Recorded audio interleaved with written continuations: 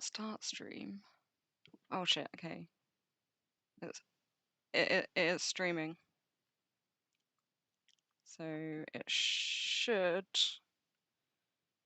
I have to go onto my YouTube and double check, but it should be... Yeah.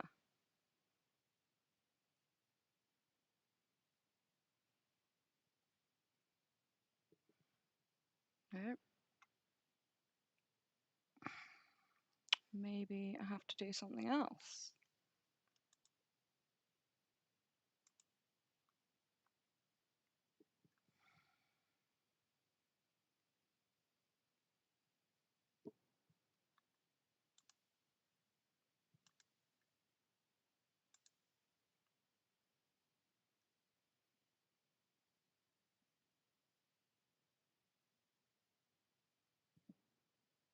Okay, there we go. We should be... Let's have in a moment.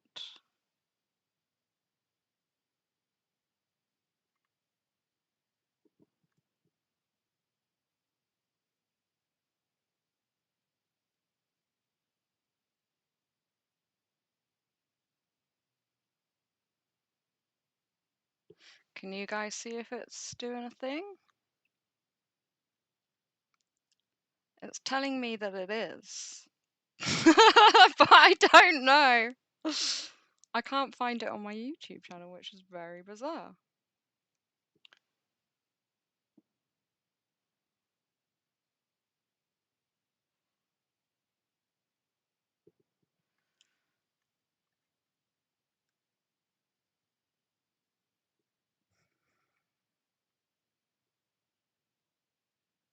Apparently it's been live for 1 minute and 55.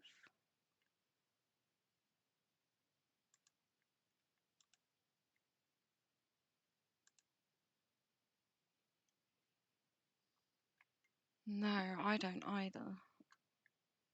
It's probably fucking streaming to Twitch.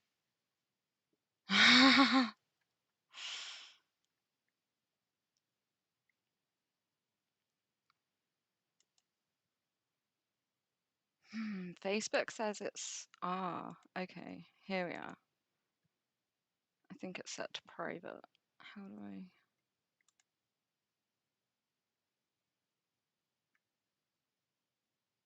Aha.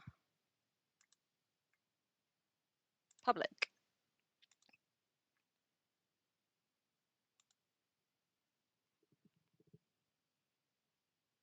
Okay.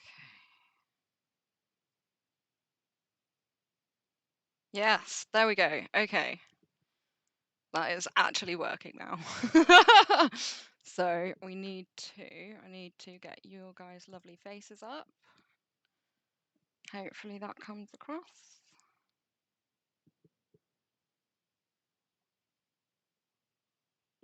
There you are. Okay, so let's try and get the link out for the live feed and then we can have a little chat.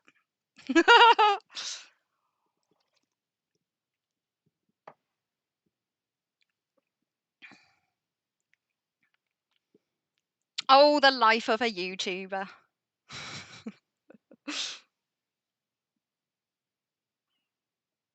Did you get yours working, Muffin? Did you get your stream working?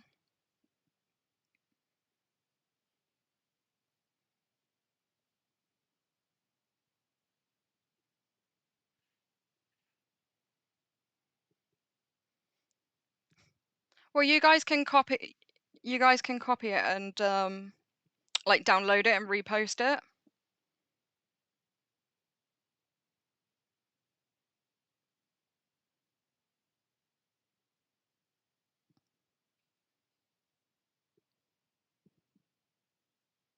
Yeah.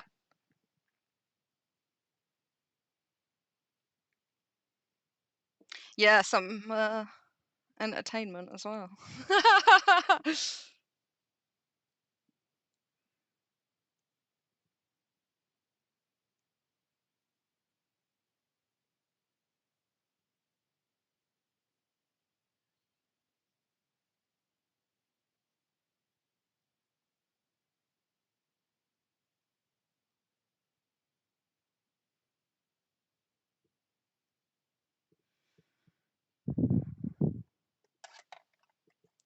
Yeah, I hit that one up.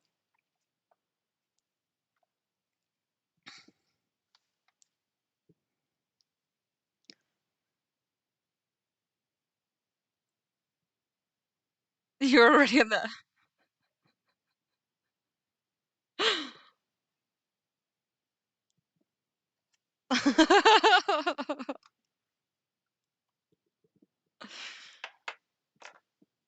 You and me both. Right. So anybody that is watching, thank you very much for coming on.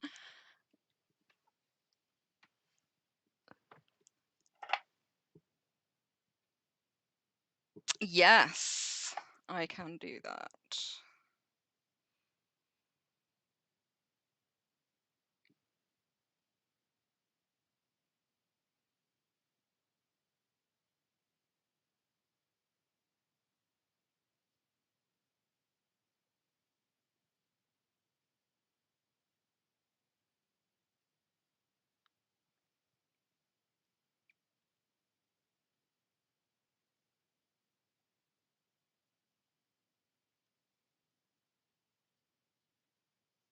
Yeah, I was just literally, I've just put on the Discord, it's not Assassin's Creed. I'm actually playing Borderlands 3 at the moment.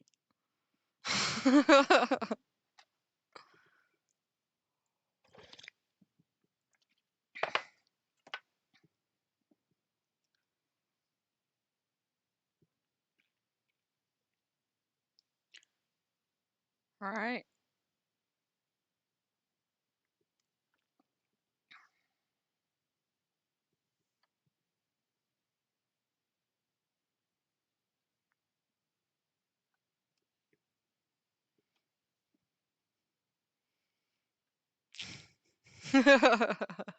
Well, I think we've all come together to let everybody know about the whole boycott situation and what is happening.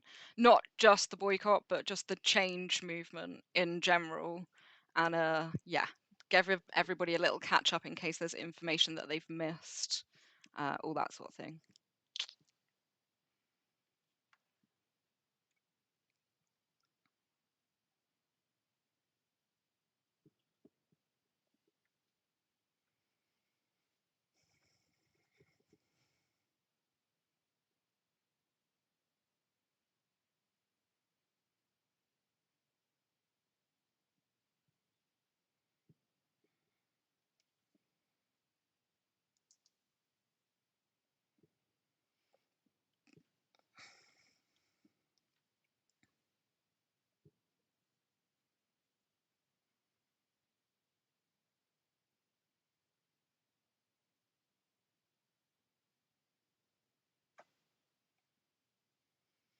Yeah.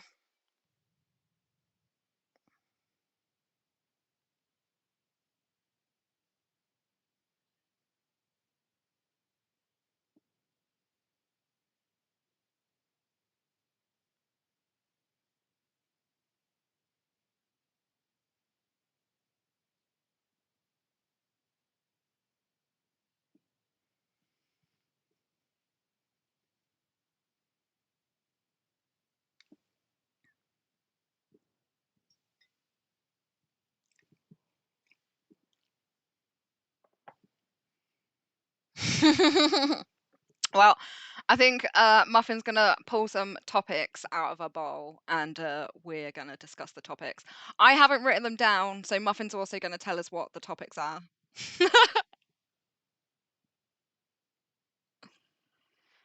Is it me?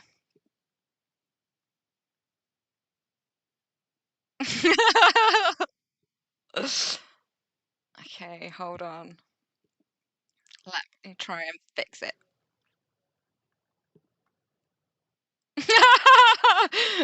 It's not going well. Hold on. Is it me? I've got my. They should be able to hear you guys as well.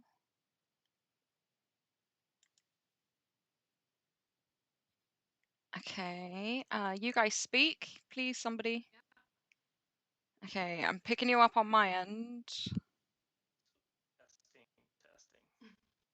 Oh, something's going on. It doesn't like it.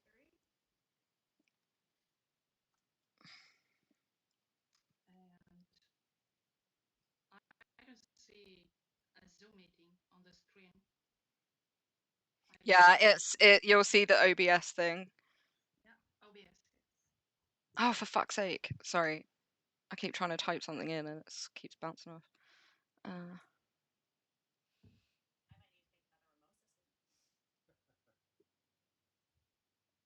It should be working now. Is your desktop audio set as the same as Zoom? It is now. Can you see your little bars jumping up when you talk? Yeah. Let's find out. I think. Test. Yeah.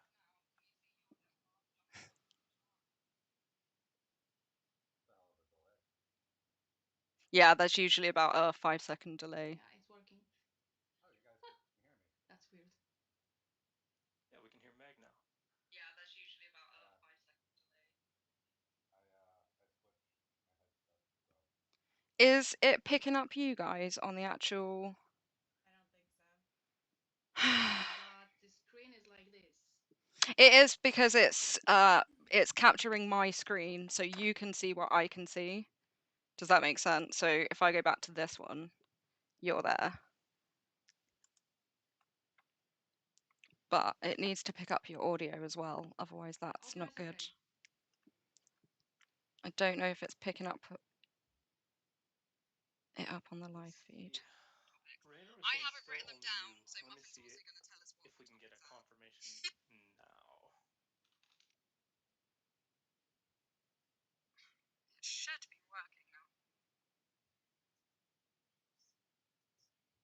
Oh, you guys are very quiet. Like it is now. Can you see your little bars? I can hear you, but it's very quiet. How do I? Sorry, guys. I'll get this sorted as quickly as I can. There's always bloody technical issues for me on a live feed for some reason. I can hear myself through all your headsets. That's hilarious. Shit. Right. Settings.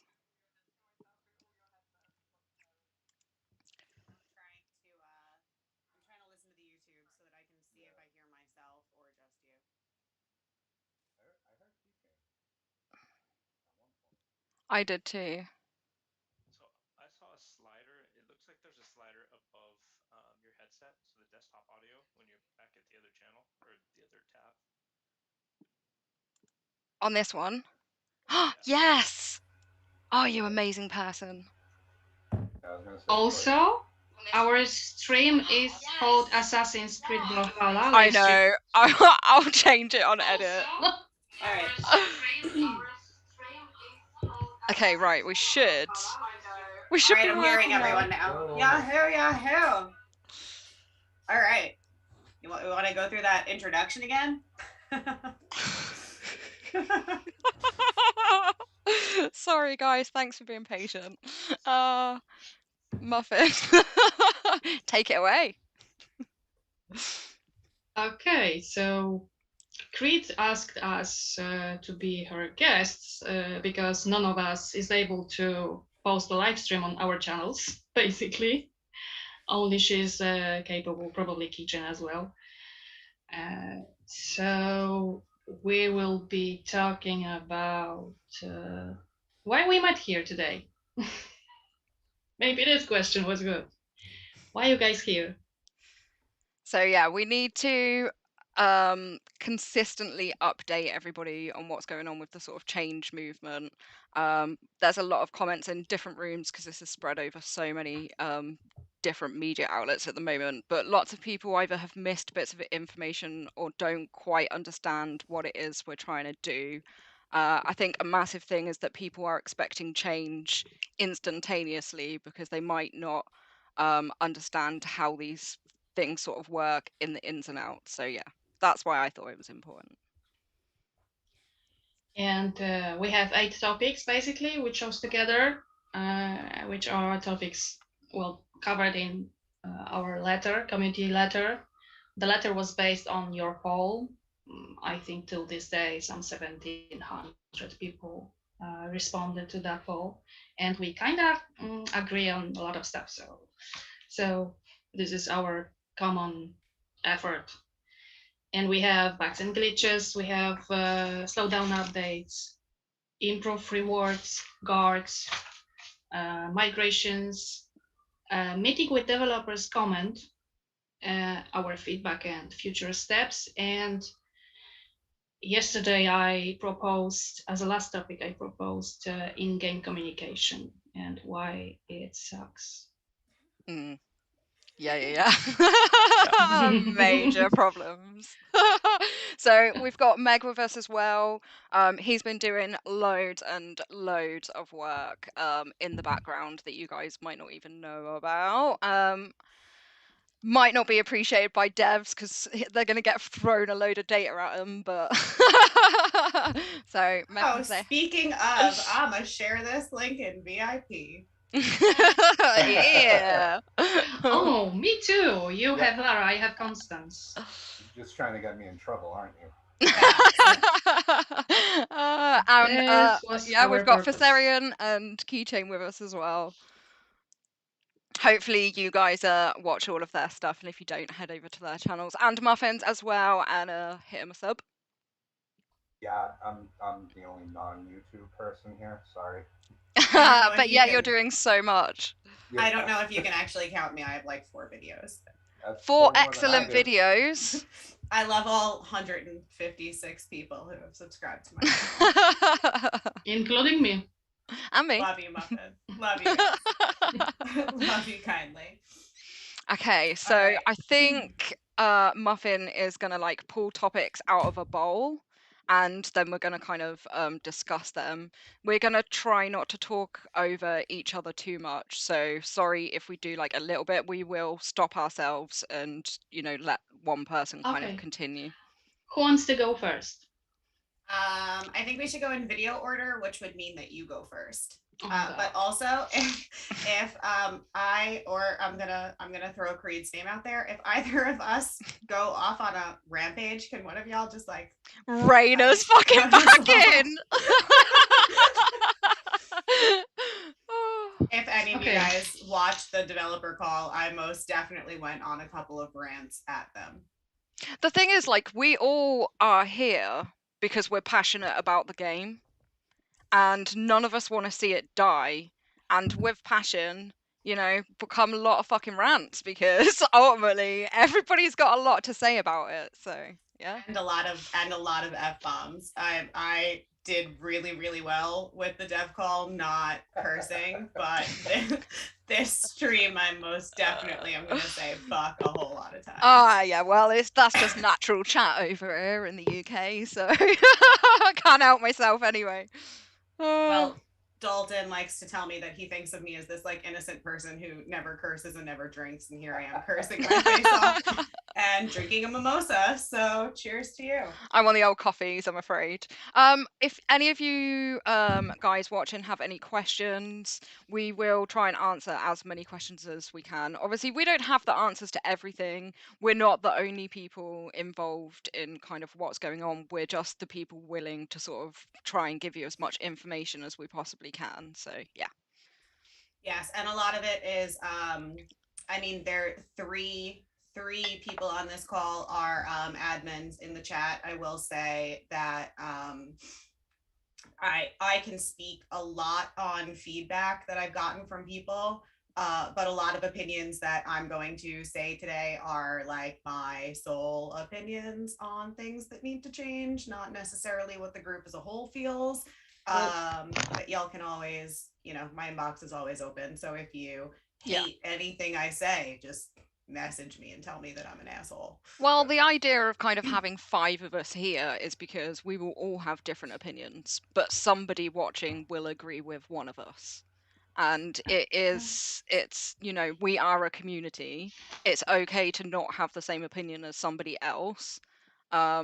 Somebody will be there representing your opinion, even if it might not be the general consensus. So I think that's really important to put that across.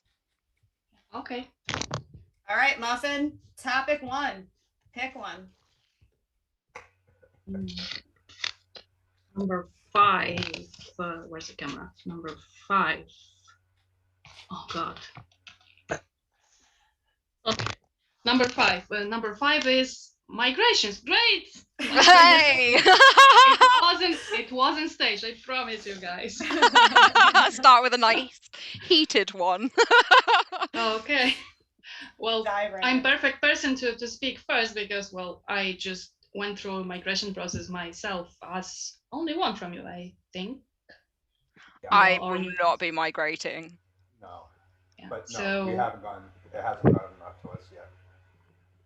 so I migrated from K16 to K12 with one account, and from 33 to 52 with second account. Everything went well. People were complaining about the cost in general. It was the major concern. And after test migrations, you may see the movie about it. Link is in the description below. Then I did a second movie about the actual migrations, and unfortunately during second migrations for the whole 1 to 100, the cost was the same. So this haven't changed, even though all people say this system is basically crooked, because as for K12, as a fine example, 3 or 4 people came there as a rank number 1. That means it cost them $2,000 per person to migrate there. And we know what we did wrong. What we did wrong, what was the issue, but it's already done. So we can only learn for the future migrations how to decrease this cost. But still, it's a ripoff, and I know many people decided not to migrate. Razi K42. Regards for Razi, because he, for example, said that the cost was outrageous. So this is one. What else? We talked about this slightly during our developers call, and Luca started this topic because it appears that you guys will be migrating in 3 or 4 months. And look what was going on during KVK, for example, yesterday. We got 52, and we got conquered by 52, obviously. So I was basically fighting myself. That was fun. But what's the most horrible? I looked what K22 got. 22 got boosted a lot, like a lot. I placed them as second strongest kingdom in this migrations matchup. And because they have 7 stars, they got very easy matchup. So my suspicion is that this matching system haven't changed at all, because they got easy matchup because they have 7 stars. And K12 was already very strong. We have, I think, 11 stars, and we got 52. And what was the third kingdom? 67. God. Also very strong kingdom. So I don't think matchup system has changed, even though developers suggested that maybe they will take into consideration changing it after migrations. So I would like to park here. Maybe you guys have something to drop. Maybe I'll jump into it later. Anyone? Yeah, I mean, migration, I've said like over and over again that the price was just ludicrous. Before people started migrating and they released the prices, I said in one of my videos, like, please do not spend a penny on it. And the reason being was all it takes is one person and you've just justified GOG's reasoning. Now, obviously, not any one person is to blame for that. That's purely on GOG devs, because for some people, they genuinely did make it quite appealing. I know people that had managed to migrate for like $6, $12, and for those people, they had a really good deal. But everybody else is shit out of luck. it should have been a fixed price across the board, no matter what castle size or what rank you were on the leaderboard. Every single kingdom should have had the same amount of slots available, regardless of activity. I also think that actually activity of the kingdom shouldn't have come into it because, as I've said before, all of the bot castles and all of the resource sellers, those castles are active. Those bots log into those castles on a daily basis. Us in 433 alone have probably got 2,000 of those accounts that are just resource sellers. We get at least 6 mail in our inboxes of a day. Those people have a minimum of 20 to 25 castles each, you know. It is never fucking ending. So for us, when migration does open to us, we're going to have barely any slots because these resource sellers castles are going to impose on our activity stats. It's as simple as that. Yeah, I've said a lot about it. That's all I've really got to say about it. I think it was just a massive I think it was a half ditched attempt at making a shit ton of revenue. And I think even if only 20% of people do migrate, they've still achieved that goal. So, all right. What I wish had happened, I wish that they had broken down. Okay, so I'm backtrack. So migration cost is absurd. So I feel like we have a few issues with migration. One being cost, two being the timing of what kingdoms are open when, and then three being how many people can move where. So the cost being higher for big people, I understand. Um, it if you're moving a C16 farm, it shouldn't cost the same as moving what could be a number one player in that kingdom. With that being said, $2,000 is fucking outrageous. If you're in a kingdom that you don't like, don't get along with, is completely dead, you are the only person with T13s, any of Yeah. that sort. I understand you wanting to get out or moving to a more popular kingdom, whatever, and asking for $2,000 so that you can continue playing a game and be happy in it is ludicrous. So, cost. Um, what I wish they would have done with slots was more broken that down into tiers, right? So Yeah, that would make sense. instead of giving a kingdom like an overall like a kingdom only 20 slots, why they didn't do like only 3 people can be in top 10, like only 3 people can move to be in top 10. Let's say 10 people can move to the top 50. And then if you're like barely going to be on the leaderboard, you should just be able to migrate for the few dollars that you want to migrate for.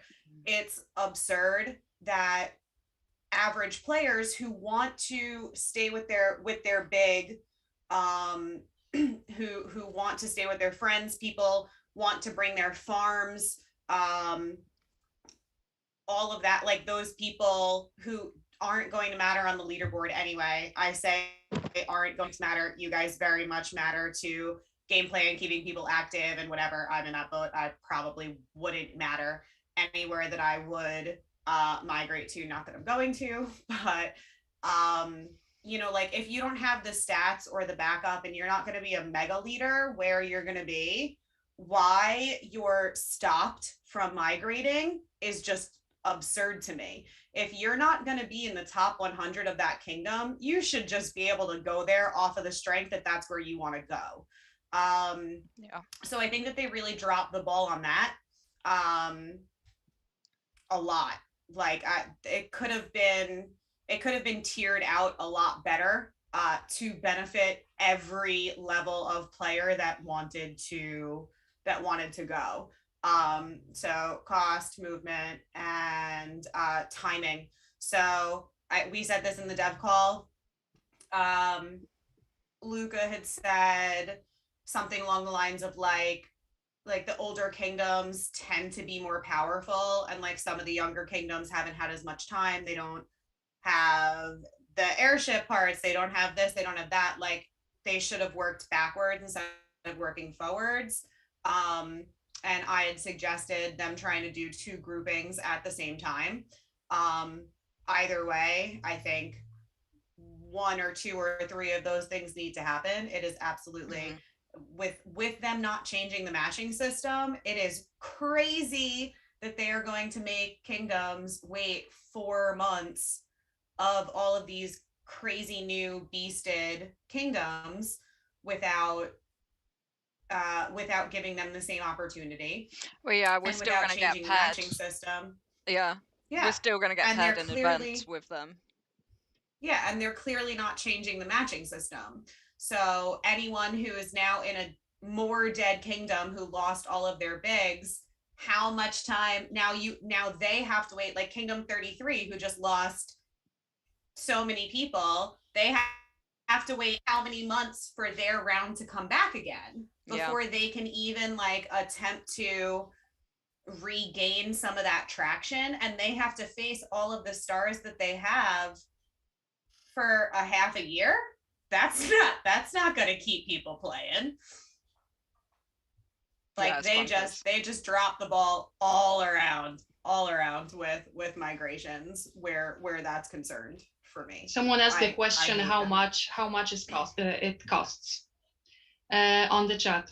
So the cost is from $1 to $2,000 for the first place. And I had a chat with Duke today, and he asked for the cost as well. If you're not in the mix yet, so currently we have no migrations. You yeah, I need that one too. You can only estimate your cost. So if you feel like you're number one, your cost will probably be $2,000. If you are in top 10 but not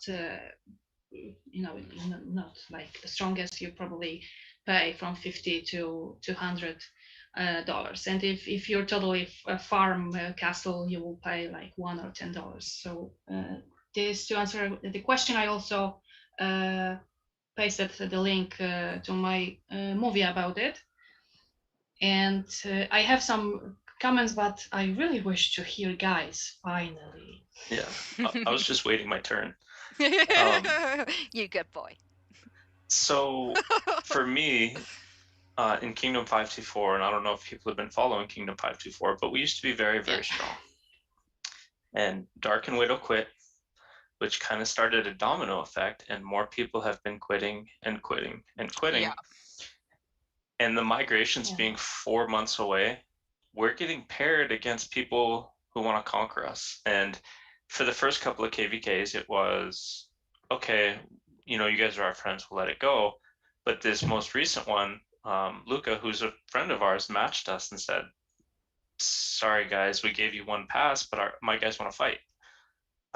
So they took their triple crown, which is great, but now more people are leaving, and I'm ready to go also. I'm on the edge of quitting this game because I am playing now in a completely dead kingdom. I have no options. I have to wait either 4 months of losing everything all the time and playing in a dead kingdom, or trying to. I don't know. At this point, it's completely dead. So I just wish that they would push the timeline up, and that maybe not even in order necessarily, but if there's 7 groups, do group 1 and group 7, and then group 2 and 4, or split it up somehow, so that it's not older kingdoms, less older kingdoms, all the way up to newest. So the newest kingdoms are getting completely screwed over.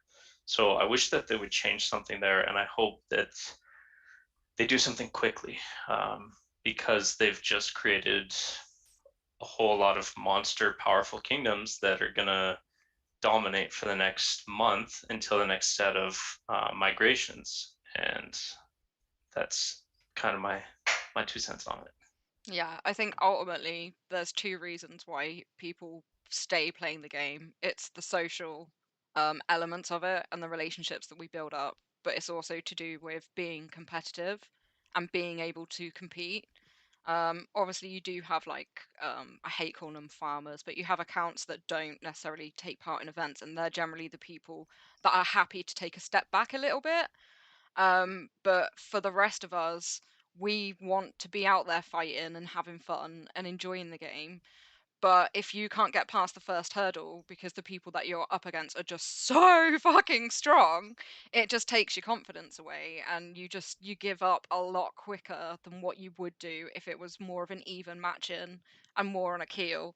I think we're going to start seeing a lot more problems with this, because as you say, as soon as the spender kind of leaves, which kind of is the person that actually holds the group together. Like, there's generally a lot of admiration for that person within the kingdom. They generally have quite a lot of respect. So, everything kind of centers around that person. And generally, when they leave, it, like you said, Key, it has a major knock-on effect. And even in 433 at the moment, we've been a really strong, like, we've had a lot of activity compared to most sort of older kingdoms. We've managed to maintain quite a high level of activity. I didn't realize quite how much until I started going and playing in other kingdoms, and I realized how fucking lucky I was, basically, to still be in such an active kingdom, like, genuinely. But then we had Uncharted Seas, and since then our players have been dropping like flies, and most of it is down to the marquee badges, because we have like a handful of fairly big spenders. You know, we're not talking like girls and sort of level, but you know, they spend a lot of fucking money, Meg being one of them.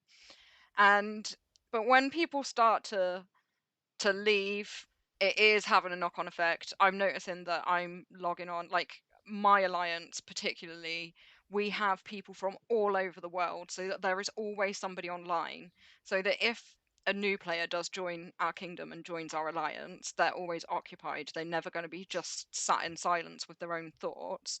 But these moments of silence are coming a lot more frequently now as we're losing more players. So it's had a really detrimental effect. And I do believe that the reason why is not because of Uncharted Seas itself, but it was the bomb of merger, and how, because people were expecting it to go one way, and I think as soon as people found out that that wasn't happening, and it wasn't anything to do with Uncharted Seas, they kind of started to lose faith, and for us that was quite a really pivotal point. So you just said merger instead of Oh migration. yeah. Well, Oh we thought it God. was going to be a merger, It's didn't not we? mergers. You know, we thought it was It's going to just be, and it so wasn't, and it was a massive fucking disappointment. so that's another thing that I just wanted to say. I really hope that that GOG through this process follows suit with KOA a little bit. Yeah. I really hope that they do migrations so that people who want to get away from bullies or like actually hate their team, any of that kind of stuff can happen so that people can get kind of to where they want to be.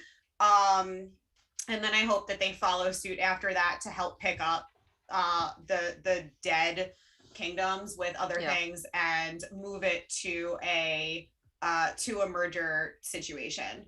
I have a lot of doubt about mergers. I know a lot of people say a lot of things about mergers and how it killed off a lot of things in KOA.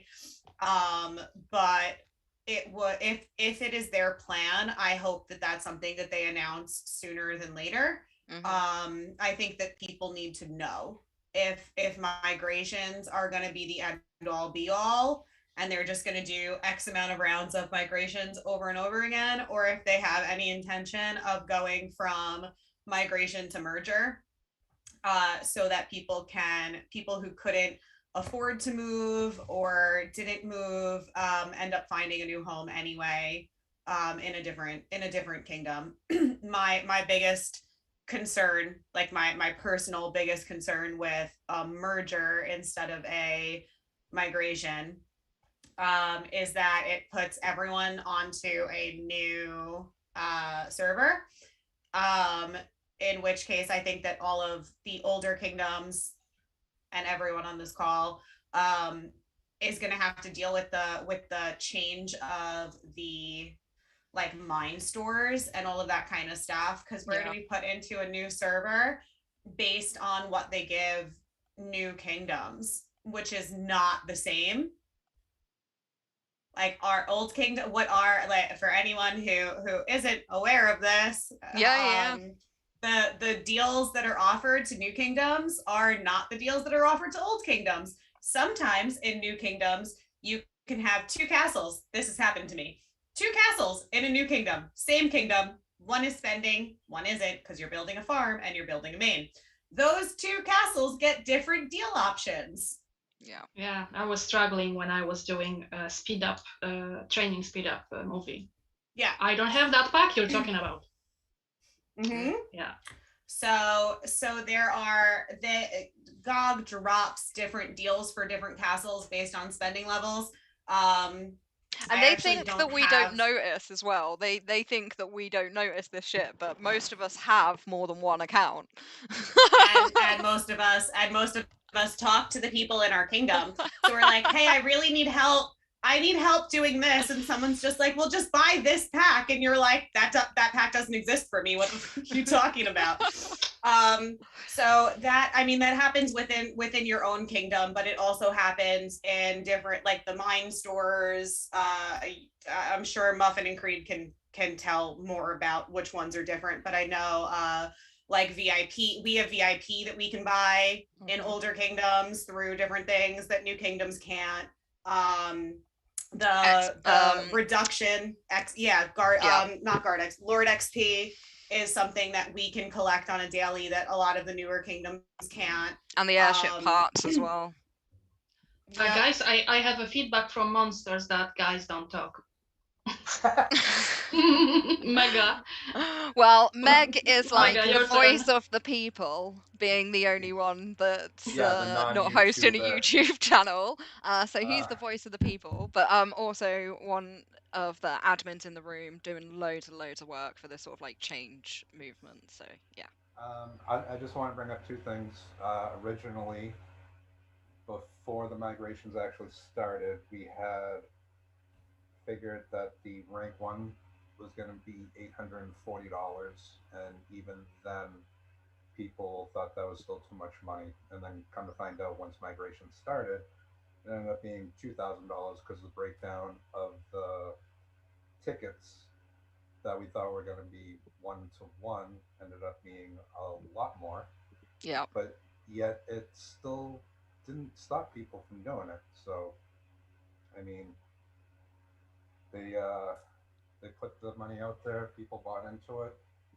Now, if we do mergers after the fact, that's just kind of a slap in the face to the spenders that and the people that spent money to migrate, because now you're just going to allow the rest of the people merge into a different kingdom. Granted, mergers, you don't really get to pick and choose what kingdom you're going to merge with, so there's still a bit of, you know, back and forth with that. The other issue that I have would be that we don't know the basis on what technically is considered an active kingdom. Yeah. So in Muffin's server change room, you know, there were certain kingdoms that we have no idea who's in there, and they were only getting 10 people to be invited there. So, what is the basis on who gets 10, who gets 20, who gets 50, who gets 100? Because if we don't know, then how do we figure out where to go with it, or how do we change it? So, my two things. I'm done. Thank you. Thanks, Meg. And to E says, if we were focused on GOG, like on, for example, surgery, we would be surgeons for sure. We try, like all of us here really are here because we try and better other people's experiences, game experiences. Like the videos are there to help people because like veteran players and people that have been playing the game more than 2 years will know this, but we've had some fucking absolutely insane updates over the years. Obviously, guards being the one that really just threw everybody into the dark. and so much has changed, and it got to a point where actually Guns of Glory stopped being informative. It stopped telling you how to do stuff. So we all had to figure that shit out, and once we had it figured out, we needed everybody else to figure it out as well. So this was the best kind of outlet for it, and yeah, that's it. Muffin, what is topic number 2, my darling? I do believe Vis or Creed, or who wants to talk now? let's let Keychain have a little chat. Everybody's going to get sick of listening Keychain, to the okay. ladies.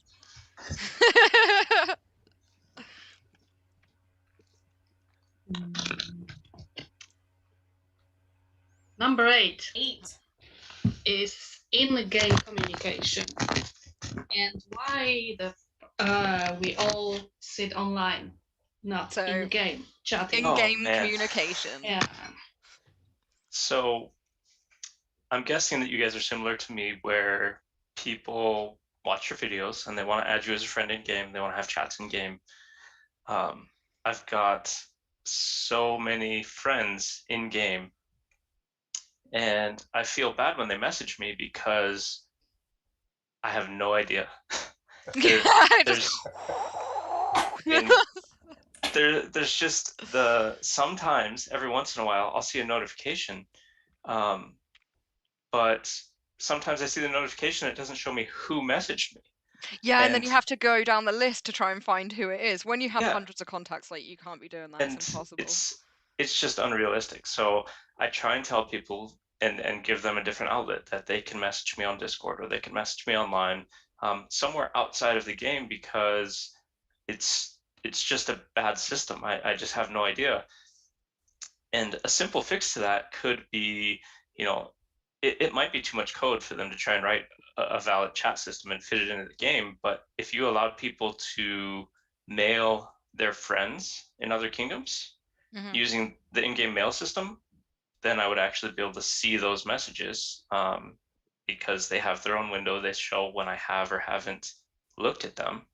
And that, I think that would be an easier fix, because you already have the cross communication with the friends list. Why not just allow friends to send in-game mail, and then we can actually have a conversation over some time.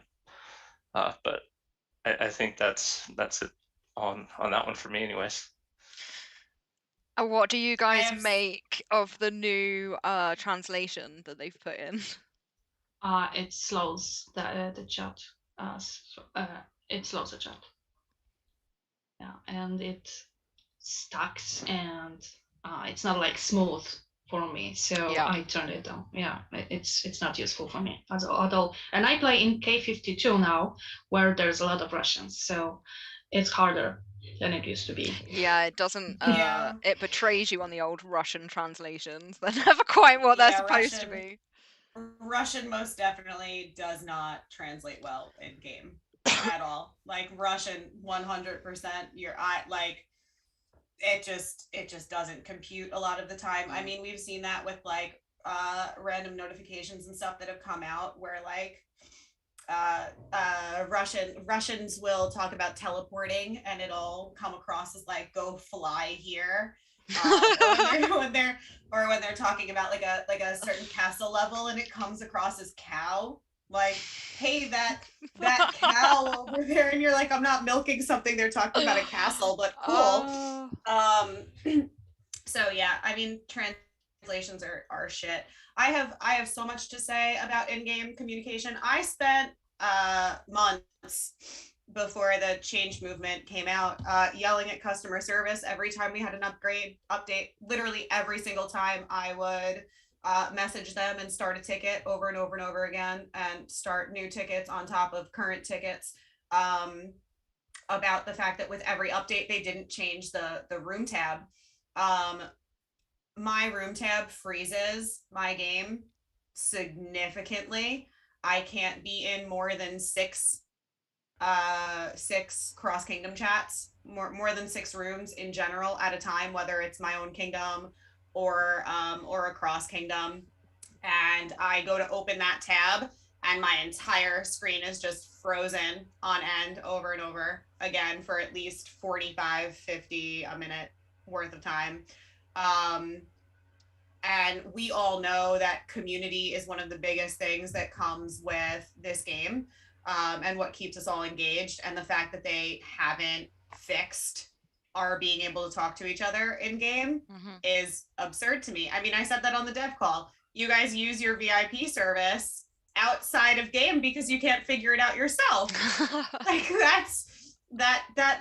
that might show you where your issues are. The fact that we can't share like screenshots in game and we have to take it outside of game to do that is super disheartening. And like, you guys can't track how much we're actually on game or spending, talking about what we're talking about, and figuring all of that out. Like, you don't have access to any of that because you don't put any coding into any of this. And yes, the mailing, like, I 100% co-sign Keychain on being able to mail other kingdoms. If like gift envelopes actually gave anything substantial anymore, I would understand why they're like, but we can't send those things inter-kingdom. But like what the fuck? Like, if I send Keychain one aristocratic badge, who the fuck cares? Oh, they're bullshit. I fucking hate them. Like, they're utter shit. Like, and I feel like that's like one of the only reasons that they don't let us mail interkingdom. But there is no like contacts in itself. Also, the fact that when you go to search a contact, you can't put in their kingdom number to like narrow down the search. Yeah. Like, if I'm looking for someone in Kingdom 700 and it's like the Joker, I'm never finding you. Like, can you add a weird star to your name or something so I can add you? Because that's the only way you're coming up. Generic name number 2000. Yeah, no, it's bullshit. We have a guy in our kingdom just called Joe. Like, I don't know if you've ever tried to find just Joe, but yeah, it's not happening. Yeah. So the fact that the contacts doesn't let us search by kingdom number is annoying. The fact that we don't get notifications for when we're offline is terrible. And the fact that we can't mail inter kingdom is terrible. The fact that our room chats, you can't, like, most people can't join more than 5 or 6 chats before. I'm on 5, and that's more than it can handle. Yeah, more than it can handle. It's that, like, all of that, just it, like, so much to say. I hate it because we're such a strong community, and it's one thing that they should be focusing on to keep us engaged with each other more often. It literally would produce more income for them, because the more that we're online and the more that we're engaged, the more clickbait we're going to fall for. So the fact that they don't put any effort into fixing that drives me up a wall. That's all I have to say. Okay, I have 3 questions Okay. asked by the people. I have something to say about that, but first, this looks like Pam from The Office. Okay. I was going to bring that up. You got Pam's eyes. This is a very important issue. I had to bring it up. Yeah.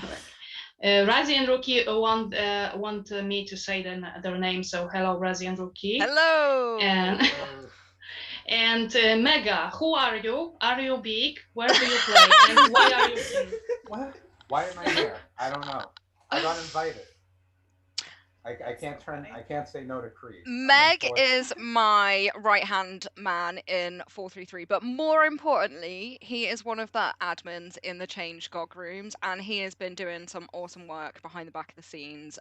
If you guys don't know who he is now, you certainly will do by the end of Boycott. Yeah. I was going to say, I'm not the popular one, talking about the chat rooms and whatnot.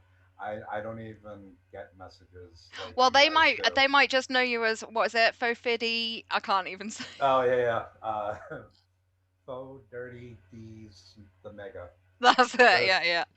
Mega, yes, he is Mega. So if they Mega. Are you the leader of 433?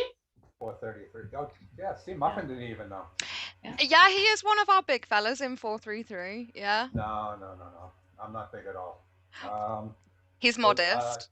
I hear that. Modest and humble. That's just so I just Yeah, don't pick on Meg. Um, so I know, and I told Sky I was going to bring this up. Sky, since the 7.5 updates, had a lot of issues with uh, just the regular chats with Kingdom and Alliance chat that she's still having issues with.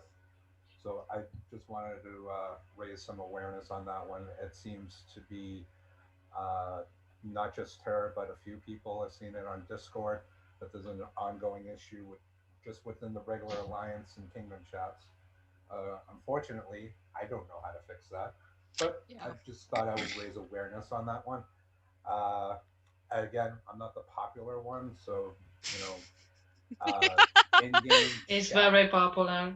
in-game chat rooms. I think I'm in maybe three of them, and I don't think I've We'll talked. fix that. Yeah, yeah, no, that's no, we're good. We are so good on that. I get yelled at all the time because people message me in game. Like people message me in game, I never see it because I just talk online and I'll go back and forth from game to line, and that's it. But if the chats were better, yes, it's definitely clickbait. Will give you more opportunity to stay in game, which ideally that's what they want you to be, because Yep.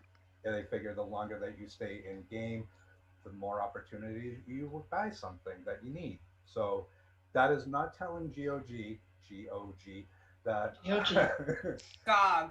GOG. GOG. I can't. Yeah, we need I like a saw the gangster shirt, sign for GOG. so this Okay, is not. I'll rep Team GOG. I have my shirt on. Yeah, Yes, that's why I yes, we brought it up. have to show appreciation for Viz's t-shirt. So I also just Team want to say Gold. this is not an invitation for GOG to make chatting something that you have to pay for. Yeah. This has to be something. Yeah, oh my god! Yeah, don't be fucking Keychain's monetizing our face! chat I room. just want to make that very clear. I just want to make it very clear. This is something that is a very basic necessity into anything online that the chat needs to be Functional? Free. functional and free. Functional and free. Maybe going out to a third party for them that actually uh, would do something like that in game might be easier for them and probably cheaper for them instead of dealing with all the people complaining. Done. Well, I just want to mention the profit they could make by sticking a bit of advertising in there as well, like most social media websites do. Business, they don't seem to know much about that. No, I they only don't. have two things to say really. One, the only major issue that I have is my chats keep disappearing, like entirely. There's nothing written in the rooms, even though I know there is. Especially my R4 room. Oh And god, yeah. our sort of like Kingdom KVK room. I can write something in there and it'll be gone within 10 minutes. It's completely pointless. The only other thing that I want to say is I think the reason why we can't share screenshots and stuff is a safeguarding issue. I don't know about you ladies, but I don't fancy the dick pics up in my inbox. So I don't like it either. I'm quite happy to not be allowed to receive screenshots, and maybe that's something they can put on an optional thing as well. Don't fucking charge us for it. I'm not paying to see dick pics, but like, so I think that's why that isn't a function, because obviously even though Guns of Glory is very money based, you need a credit card and it's gambling involved. They still do have children on there, so I think that's ultimately the reason why that function's not there, but it doesn't mean that it isn't something that they can't look at incorporating in the future. That's also not saying that children wouldn't also be sending those kinds of pictures. Well, yes. Let's not go down that road. Anyway. Emma. I don't know what you guys are talking about. I don't Yeah, get don't- any inappropriate pictures at all. Yeah, don't worry about it from the office. It's okay. Innocent It's the is sweet over messages. Because the pictures are non-existent. It's the messages. there. Yeah. Okay, so I have a couple things noted about in-game communication. Maybe you agree or not. So the simple fix of the issue would be, for example, increase room capacity to 500 or to 1,000. Mhm. the ability to take over ownership, because that was the issue in the past with Yeah. many rooms. The ability to share reports and to share event screens. Like, for example, we have this Darklands and we have this screen when it ends. I think these two issues would take over this screenshot issue. You say that would be enough for many chats about the game if we were able to share these two. And it would be nice if we in fact noticed all the messages. And regarding inter-kingdom communication, we could just have another tab in our messages for different kingdom, like we have message settings, reports. It would be also inter-kingdom, and that would be very simple resolution for that. Yeah, that would be good because it would essentially be almost on a separate server, so it shouldn't interfere with whatever's going on in your kingdom mail. So Okay. when these videos are downloaded or afterwards, you guys should add the different versions of Chinese subtitles for the closed captions, so that if they do decide to go back and view this, that they could at least see a translated version, because we're giving them everything they need to fix their game for free. Yeah. So Yeah, we are. We And were doing that anyways. yeah, I've been doing it for like over a year now. This is actually my second Christmas YouTubing now, so I'm like, oh my god, it goes quite quickly. But yeah, we're constantly doing it, and they should pay attention to us because we're not just giving our opinion, like it's the general consensus opinion of everybody, really. And again, it's free. And it's free, yeah. Yeah, absolutely. You can't So get, please, you can't get paid for this. I will give them all of the business advice for free if they fix the game. Seriously. these some guys want to send you pictures online to make up to make up for you never receiving it. I'm good. I'm Just sorry, for you know. I'm good. I mean, I these people are gonna find out how I'm a New Yorker. You don't want to know how I respond to unadvertised pics. I think I'm gonna make you feel bad. What I missed something. What happened with me?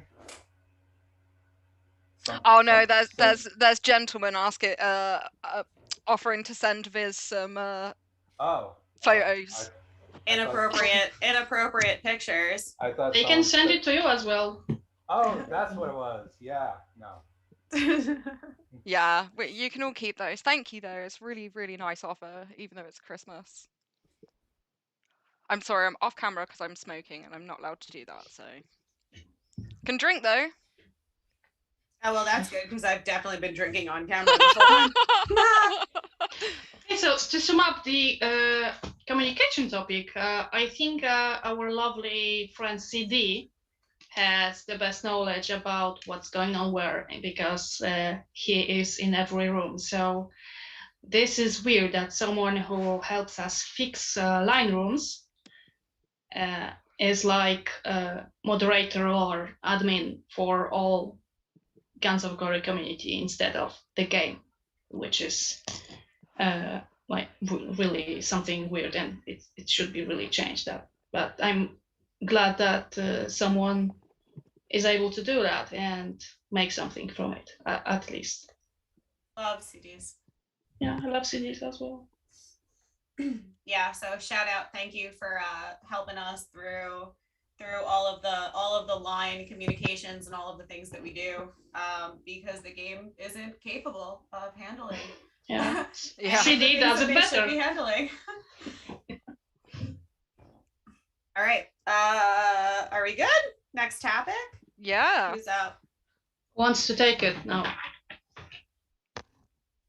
I'm gonna vote Mega. What? We've got a topic for you to kick off. Oh, all right. I just need to find. Oh, okay. So maybe this route one. around. Number 4. Is that a 4 or a 5? Which is it was an S. 4. Yes, it was an S. Number 4 was Excuse me. Guards and Gamble. Oh my God. I quit. Um, so, oh, Jesus, where do you start with this one? Guards and gambling. Uh, I still would like them to see. They added the S guard automatically with the 30 pulls in the I don't even know what it's called, but I would rather see that in the master recruit.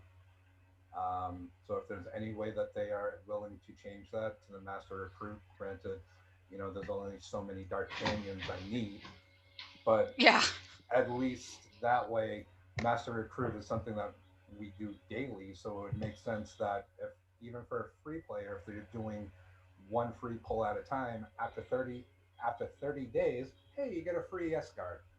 I that mean, would be lovely. it would be. I don't know why they put it into the one that you need to spend $30 to pull 5 people. I mean, that literally makes zero sense. Yeah.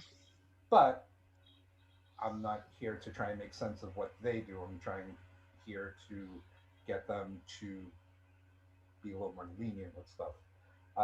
As far as the gambling aspect, not just guards, but I still have not gotten a trident from pulling elixirs from bottles. I am fortunate enough that I am a spender, so getting the trident from the different areas that, of course, you pay for, I've been able to upgrade it there. I haven't done a count.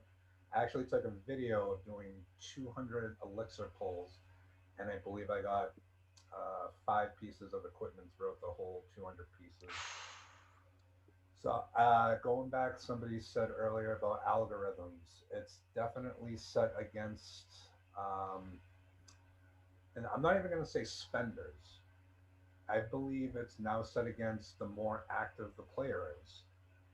I Yeah. believe that the more active you are, the least in your favor these algorithms run, as opposed to your farms, because we all know that you pull the trident 3 different times on your farm with 10 elixirs, or you get the brand new guard from free pulls because you know I still say it's to their whole algorithm system is to incite the the farm into spending money Yes. because it's you know there's no money coming from this castle, let's give them everything and make them want to spend money to keep on getting better stuff.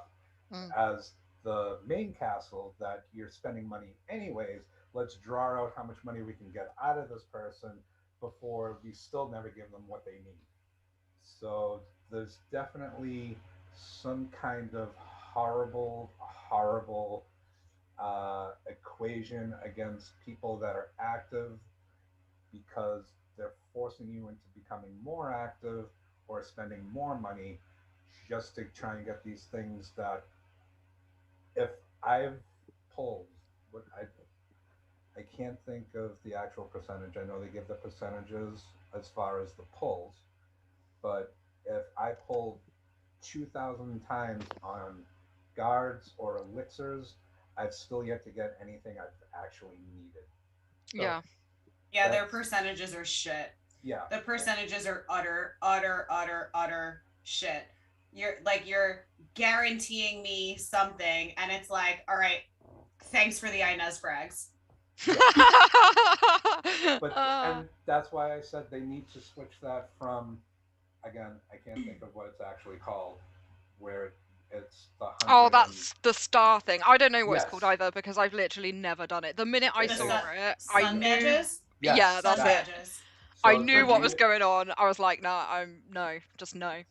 So they made the 30 pulls. You get your free S guard. What they need to do is switch that to the master recruit. That would be my first thing to change. And then as far as fixing the other stuff, just keep the same algorithm for everybody because it's obvious that Yeah. everybody's different. Even with the packs that was brought up, you get a pack. I don't have that pack. How the hell do you get that pack? I don't know. But everybody, it's all about consistency, and instead of basically everybody gets their own algorithm. Just Yeah. keep it the same for everybody. It doesn't matter free spenders. I don't know, but that's my 2 cents. And Keychain, I really want to hear what you have to say about this. I'm gonna step away for a minute. And so I used to make videos about guard pulls, and I would pull a bunch of guards, and I would do it over days, and I would piece it all together, and I would break down the rates. And a lot of the time, the rates landed on what they should, but the rates are too low. Yeah. The other piece of that that's extremely frustrating is I still don't have Donna. I've spent Me probably either. 10,000 Yeah, I don't. recruitment banners or more, Wow. and I still Wow. don't have her. Same. And in my inventory of duplicate guards, I have 27 full duplicate guards that I can do absolutely nothing with. Yeah. But when I'm facing somebody and they have Bella and Donna, I can't do anything to combat that because I don't have the second piece of the new overpowered guards. Like Mhm. the strength level, the difference that they put on these two new Oh, guards it's huge. is absolutely insane. That, in Musketeers 4 is a perfect example.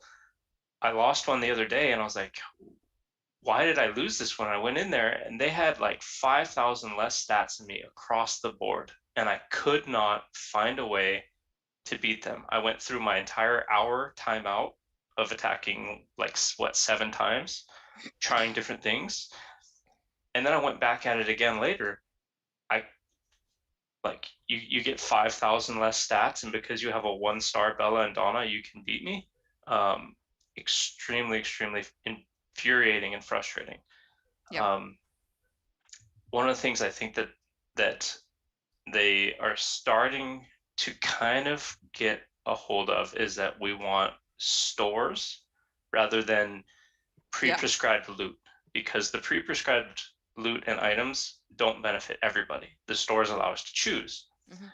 And I think they need to implement something like this permanently for the guards. Yeah. And not just S tier, but all tiers. And they Mhm. could find a way to do that so that a green guard is worth 1 point, and a blue guard is worth 2, and a purple guard's worth 3, whatever the breakdown is. Yeah. And even if it's expensive, that allows me to use the other badges. I don't even know At what they're least called. finish it. I think I Mhm. have 2 million of the other badges from killing threats and stuff, because what am I going to use them for? Like, Crazy. they're only for skill points that I already have enough of It's all for a new maxed guard. out. Yeah. So I think that they need to do something to allow us Yeah. to trade in these duplicate guard fragments and actually get some value out of them to bring back some value into recruitment And banners. under the old GAR system, we did have that. You could I trade said that in the in dev you could video. trade in your duplicates for XP or whatever it was at the time. I mean, we're going back quite a long time. I can't remember exactly what It's it was really off the not top of that my long head, ago. It's not but that long ago. it actually went towards your stars as well. So you were still benefiting from the shit cards that you don't really do anything with. Admittedly, you did have to have the same colors, so like you couldn't put blues and greens on a gold. It would have to be a gold on a gold.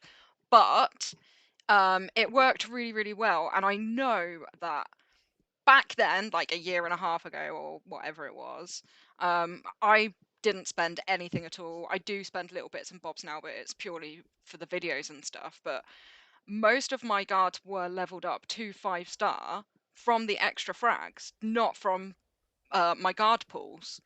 So like I might just get one actual gold guard pool, um, and then not get anything for ages, but then I'll get the same one again, but I would put it towards something else because that would be maxed, and you would literally max one, max the next, max the next. And that option was amazing. It worked really well for everybody. Don't really know why they got rid of that because they still could have done that within the new system that they'd set out, and I know it's changed a couple of times even since then as well. But I think that that is when it functioned at its best, and people were the most pleased with that particular part of the game. I think the developers see us as unintelligent or having short memories. Yeah. Yeah. They constantly do things like this where they do a switcheroo and put a shiny new bow on something and wrap it up and say, hey, this is new, but it's really just rebranded and it's worse. The example, there's a couple, but the guards, they took a system that was great and we liked, removed it by going to full guards without fragments, and now they come back to fragments without giving us back the best part of the fragment feature. Yeah. KVK store, another example that when it came out, I first saw it and I was like, I like this store, it's great. But when I And look then at we the did old the math. looking And at the then old we did the math. screenshots, Yeah, like, well, oh, me and Paper Matthew had a bit of a public disagreement about the shop. I don't mind it. I know a lot of people aren't going to like me saying that. I know that you need more points, but I also, as an R5 and like a bit of a leader, have a lot of experience of people just leaving troops and buildings and stuff. And I think that this gives added incentive for people to actually play the event, hit that point score, and get those extra 4 badges. I know it's not great. I don't think it was the best way to go about it. I know that it's going to upset a lot of people, and I understand why it's going to upset them. But for me personally, I don't mind it. I like the store concept. We've talked about in general how like that store and giving us options for what we want to buy for what we need is definitely a more beneficial way to going about a reward scale. So I'm all for that. But people have done the math, and what you can buy versus what you used to get just handed to you on the same tiers of points is difficult. And I will also say um in a rebuttal to your like some people just dump troops, there are also people who literally can't leave the like your mega holder who is in the palace who can't go out for points and is sitting there defending until you go hit another building or whatever. Those people don't go out for solo points. A lot of mega leaders don't go out for solo points because they're sitting there making sure that your own kingdom is secure. They're holding what they need to hold, and hoping for shit to work out and hoping that they can go launch a mega at some point at something. Those people also like don't have the same opportunity for points, and it really sucks that those people are now screwed with points. And from what I've seen of feedback, an average of like 40% less less rewards just because we like giving us an option doesn't mean you get to give us 40% less shit.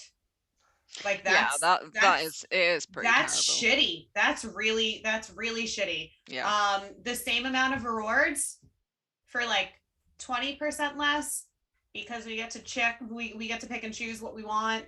Like cut certain things down by 20% because you're offering other things that weren't there before. Maybe, but like people who need marquee badges are going after that. Yeah. In that store, like I don't care how many XYZ you're offering and stupid shit. Like that's what people are going for. So to take away that much of a percentage from players for the biggest event just because you give us an option is again utter shit and not fixing your reward scale. Like it's fixing the option of the reward scale. Yeah. But it's not fixing the cycle of it, which it's almost like an illusion, isn't it? It's like and everybody's like, yeah, it's so good, but then when you actually look behind the curtain, it's not so great. We are a little off the topic because we will have a separate question about rewards you get. Yeah, sorry. Okay, so if I broke, maybe I here's my sense. I am small to middle spender. I spend somehow a couple $100 monthly, and I have Donna on 3 and Bella on 4. That's really good. Yeah. That's really good. Yeah, I know. And I know it shouldn't be like this. May I just say, maybe I kill in 4, then I'm very easily General 3 or this next one, I don't remember. But that shouldn't be like this. It does compensate my stats somehow, but I would really like everyone to have an option to have Donna and Bella on 3, 4, or 5 stars. That would be lovely. So this is my first remark. Second, I would really like to see this previous system when we were building our guards, and it was very simple and it's very doable because we had it, alchemy or something, and you had like 20 fragments to build the card, and then you had 40 to build it on second star, 80 and 160 and 320 to build like to fifth or sixth star. So it would be still very expensive to build the cards on our old system if we were able to pull those fragments from the drawings, and if there was as many cards as in this star system, this paid system, sun badges or whatever it is. If we had such pool, like 3 or 4 cards per 5, we would be able to do it, have more chances to actually have these cards. And now it's it's useless. And I also agree that we should be able to buy, for example, I don't know, 1 card per week. Yeah, wherever we want the most. I agree. Of everything, I said this to you, Muffin. The fact that I still don't have Gaston Max. Yeah. The fact that I can't buy a Gaston the fact that I can't buy Gaston cards drives me up. He's old. Give me the option. I want him maxed. Yeah, if you had a possibility to buy 1 card weekly, that would do the job, right? Even for $50 or I don't know, $20. I would like to see them incorporate that into the main 50% event, so that with your tickets you can buy a guard. They would make 3 guards available for you to buy. You would be able to buy 2 cards of each, not frags, cards. They would be expensive in tickets because obviously God can't give them away for free. So, you're going to expect to pay more. But depending, if they essentially did it that they had 1 old gold guard at, say, like 100 tickets, 1 relatively newish one, say like Aramis, and that around that sort of ballpark for, say, 200 tickets, and then one of the really, really new ones on there at something fucking stupid like 800 tickets or whatever, because you got to think this needs to be in relative of freshness, but also it needs to reflect everything else, so the amount that we're playing for equipment and whatnot. So yes, I know that seems absurd, but really that would be the way to even the playing field. And essentially what you could do with that is, if they did decide to change it where you could use your old guards towards your new ones, like what we used to have, people would start building up a lot quicker. And I think that to make 6 guard cards available to everybody once a month is not a huge ask. I could have sworn a while ago that was actually something that they did, like with Araba and Lucian was a part of the Yeah, actually, I think event. we did have it like once, and then it just vanished again. Like maybe around the anniversary or something. But might have been, but I remember specifically that they had guards in the event to purchase. The older guards were in the the free one, but the more newer, and I want to say specifically was Prince and Lucian. I think you might be right. Yeah, you could get those guide fragments in the event. I mean, we're probably talking 2 years ago, but Well, if I you, want to see that come back because I think like from a business point of view, so from Guns of Glory's point of view, they would still make revenue from that, and from a player point of view, it would give us the option on what we want to invest in, but it would also help non-spenders be able to build up, because really what it would come down to is if you're a non-spender playing main event, you're going to have minimal upgrades, which means minimal tickets, but you would still be able to buy the first or second tier, whereas the last tier would be more available towards people that are buying tickets and whatnot and paying towards upgrades and stuff.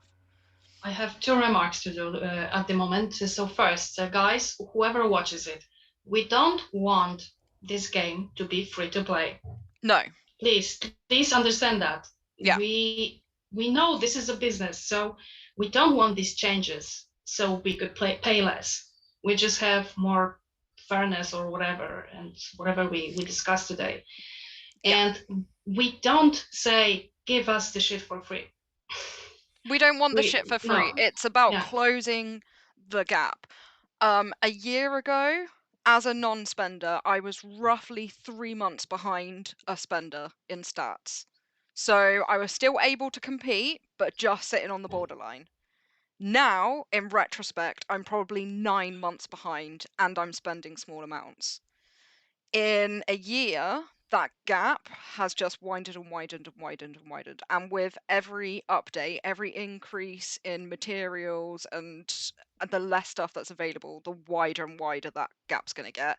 Spenders will leave because they won't have support during KVK and Raid and all of those sort of events. You need a team. I know there are some people that will just go out there and just fuck people up on their own, but you should be in a team. You need a team, and part of that is catering for everybody. So my second remark is that bigs, monsters, any monster may actually, hold on a sec. Hi, Muffin. Sorry for that. She's checking in with Probably, the monsters. probably monsters would agree that they want these changes because Yes. they need us as a support. Me as a small spender, and maybe all of you except of Mega are rather small to middle spenders. So they want this change. This is very important. We want this for them as well. Yes. And the third remark is I like to refer what Bloodfrost said during our interview a couple months back, that he, as a monster, he is willing to pay no matter money they offer for guard, for stars, for frags, whatever. He just wants to know that it's some kind of a certainty that he actually gets this guard, this Bella or whatever you don't have. I don't have Joanne or Lara, this shitty cavalry guard, which I don't need. Joanne, I think I don't have Joanne still, but I don't care because this is shitty guard. But if I didn't have Bella or Donna, that would make me angry, really. So this was my 3 cents. I think something else, like just kind of a final kind of like thing to say about this is when they first started introducing these secondary gold guard cards. I say secondary because obviously the boosts on them were so big compared to the other ones. The stat change was big, but not drastically so. But the cards were basically useless until they were at 3 or 4 stars. So people were still forced into using the other cards. With these new ones, you can have them at 1 star, and they are massively more effective than the ones underneath them at 4 or 5 stars. So somewhere there, it's not quite right. So the count in chat said it would be good to be able to send spares to alliance members. Yes. So I think like that is like co-signing something that would be awesome. Also, being able to send extra shit to our lower no spenders, to just like to give away our extras. I think is great. We used to be able to send guard frags. I don't know if we still can, but they were definitely just purple guards. Like it wasn't anything higher than that. I'd have to have a look at it again. to see if they've changed that. If they haven't, then there's an area for that to already be worked on, so might be able to wangle that one. Yeah, during the call with the developers, I flat out told them that they need to bring back alchemy. It's absurd that they brought back one aspect of fragments and didn't bring back the other trading aspect. Mm-hmm. I if you haven't watched that video, watch it. If you want me to rant at you some more about the things that I ranted at them at, happy to find my inbox. Any videos mentioned in here, we'll link them all down in the description as soon as it's over. We'll get Key's video in there, Muffin's as well. So I flat out said that to them. It is absolutely crazy to me that we don't have a trade system. The drop rates. The thing particularly about drop rates that makes me the most angry is that it used to, which everyone's talking about building guards. You used to build guards. All of that worked on an algorithm that was based on what we currently own. So part of the coding worked on what you had in your bag or in your guard set at the moment. And it didn't drop you as many duplicates because you already had that guard maxed. And when they changed the new guard system, they took that part of the algorithm out. And again, now they're trying to take a few steps back and go back to what they used to do, but they're not implementing the things that used to work in conjunction with those part of the aspects. Like, don't give me guard frags if you're not going to account for what I have in my bag, what I need, what I don't need. And like one of the biggest gambling aspect aggravations of people is the fact that it doesn't take into account what we own already. So it's, I said it to them, I'll say it to all of you. It's really like, of drop rates, the one thing that they can code that for some reason, like, I'm not going to say for some reason because they're money. Yeah, they're just not doing it. They're just not coding in any part of the algorithm to what we own already. They used to do it. They can do it. Them sitting there saying, we'll consider it. We need to try to figure out how to do this. No, bitch. You had this worked out 2 years ago.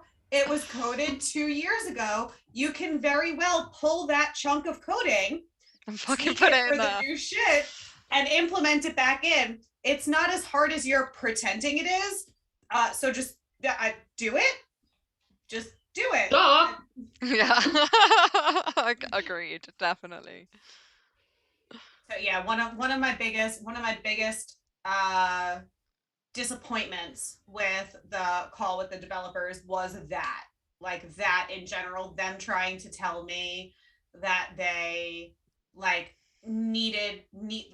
they're granted, there are so many things that they need time for to implement, to figure out, to do different tests with, whatever. There are also other things that you used to fucking have very active in the game that you can literally just go, oh, here's the coding for this.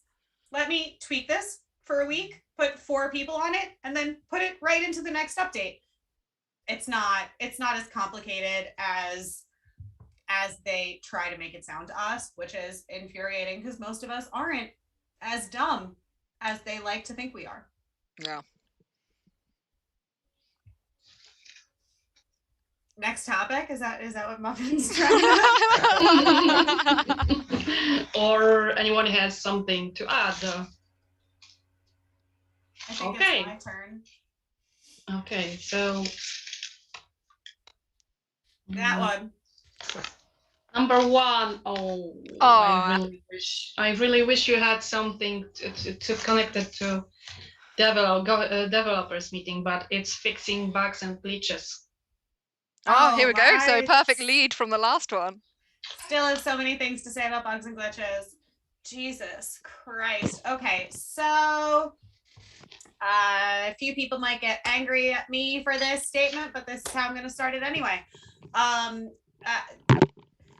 They didn't fix everyone, but it does seem like this last update really did. Yeah. They really did put a lot of work into Darklands. So yeah, they're trying. That's the first thing I can say. We really, as a community across all platforms, really bitched about Darklands enough that they're working on it.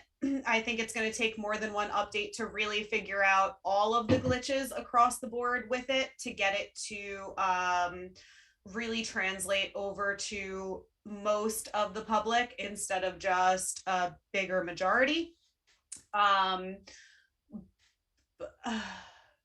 But bugs and glitches, there are still so many issues that we have. And one of my favorite terms when it comes to bugs and glitches is quality of life, right? So one of the easiest asks should be quality of life upgrades, and that has to do with bugs and glitches. In the letter to the developers, it was listed as like, this shouldn't even have to be on the list. This is just something that you guys should be working on consistently. There are different bugs and glitches that we talked about, intergame communication, the glitches that happen with that. Different skills that don't show up. We talked about chats that don't show up. Well, every time they implement one thing or another, they just create more bugs for themselves. A lot of what I've seen of community response has been that they're just writing over current code instead of just fixing and recoding different things. They're just adding layers and layers and layers on top of what they already have, instead of going back to basics and changing what needs to be changed for these different features that they're trying to give us. And it's just creating different breakdowns in the older coding that the newer developers that just had this job didn't work on 2 years ago when it was written in the first place. So it is, to me, bugs and glitches is one of the biggest things that they should be looking at in every update. And like, I got a survey this morning about language, and I wish it was about bugs and glitches.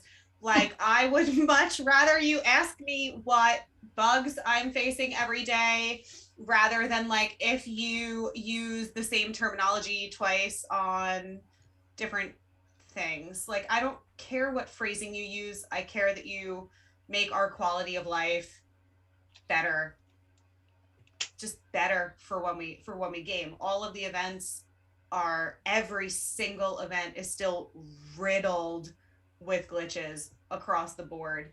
And like, as a community, we totally understand how much time it's going to take to fix some of those things, or that it's a connectivity issue. But like I said in the letter, when multiple people over multiple continents are having the same issue at the same time, it's not their connection, it's you. It drives me nuts when people, like, when everyone starts complaining to customer service at the same time, and their Zendesk does the whole restart your device, clear your cache, uninstall the game. I'm like, bitch, if I uninstall this game, I'm not reinstalling it. So you might want to give me another option. Skip button. That's all it takes. Skip tutorial. I have literally messaged back customer service more times than I would like to admit, when I've been complaining about a bug or glitch, and they've given me some ridiculous response, and I've responded back to them like, if you pick another micro to send me instead of responding to me like a human, I'm going to blast something to everyone I know, and then I'm actually going to uninstall and not install, not reinstall. So can you please speak to me like a human?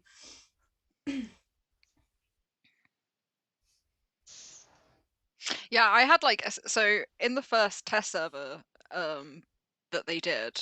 I can't remember which one it was for now. It wasn't Uncharted Seas. It must have been, Darklands. yeah, Darklands, something like that. So I couldn't actually get into the castle, and when I did, it had all the little black boxes, and I knew what the problem was. but I needed their permission for me to uninstall it because potentially they could have needed to send me another code. I was telling them what the problem was and exactly what I needed to do to fix it, but they were more concerned about sending me 20 fucking mails about shit that was nothing to do with actually fixing the Hear problem. that. And it got to a point where I'm talking to like my 7th mod, and I just opened the conversation with, I've done this, this, this, this, and this. This is the problem. I need this to fix it, and I need you to do this.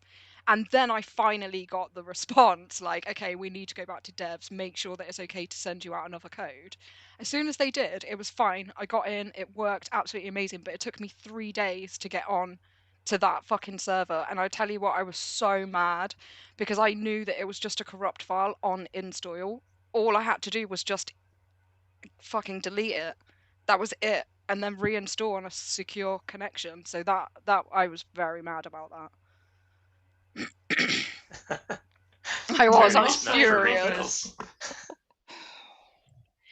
This didn't want to go to the kitchen for refills anymore. Exactly what happened.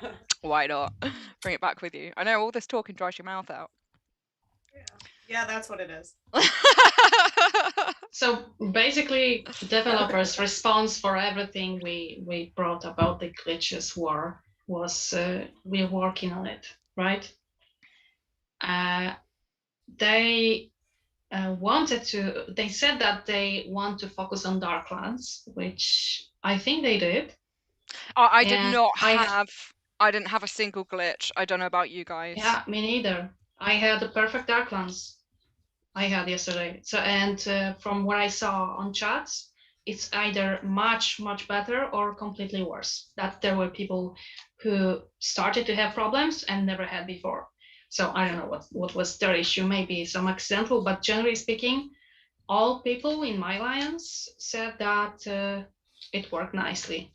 Well, it seems that they fixed a lot of the chat issues with Darklands, which I think is part of the major bugs that happen in Darklands is getting kicked from chat. So I always have Darkland glitches. And a lot of it is sometimes it's me switching back from my regular network to my Wi-Fi. But almost every time I would get hit in a building, and then once my mega was hit, if I went to open the chat, I would get kicked out of Darklands. Yep. That was like I went to talk in anything, I couldn't speaker anymore, I couldn't do anything anymore. The second I went to open up any chat, I was completely kicked out. Yeah. So they did fix that for me. This round I didn't have issues for the chat, but the disappearing buildings and the rally lags that we've also experienced across the board with Darklands definitely didn't get better for a lot of people. Disappearing buildings was something that I saw screenshots of in a lot of rooms. So I think that they took a big chunk of the connectivity issues and the chat issues, and I think that they worked on that. But I think they still have a lot of ways to go with the other issues of Darklands. Creed, you had said something about the test server. And this is something that's been said over the ChangeGog chats by a couple of people. It's been feedback that I've heard a lot, so I'm gonna touch on it real quick.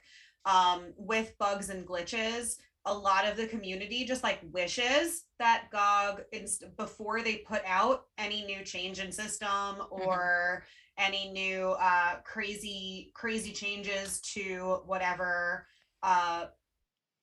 events we're playing, that they just did like a quick test server of it.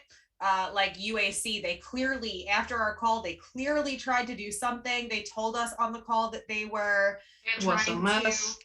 they told us they were trying to expand the territory in which you could teleport. Yeah. Like they like announced that, like, hey, this is how we're gonna fix that. And this is like, what we're doing. That's not necessarily a good idea. And then they did it anyway.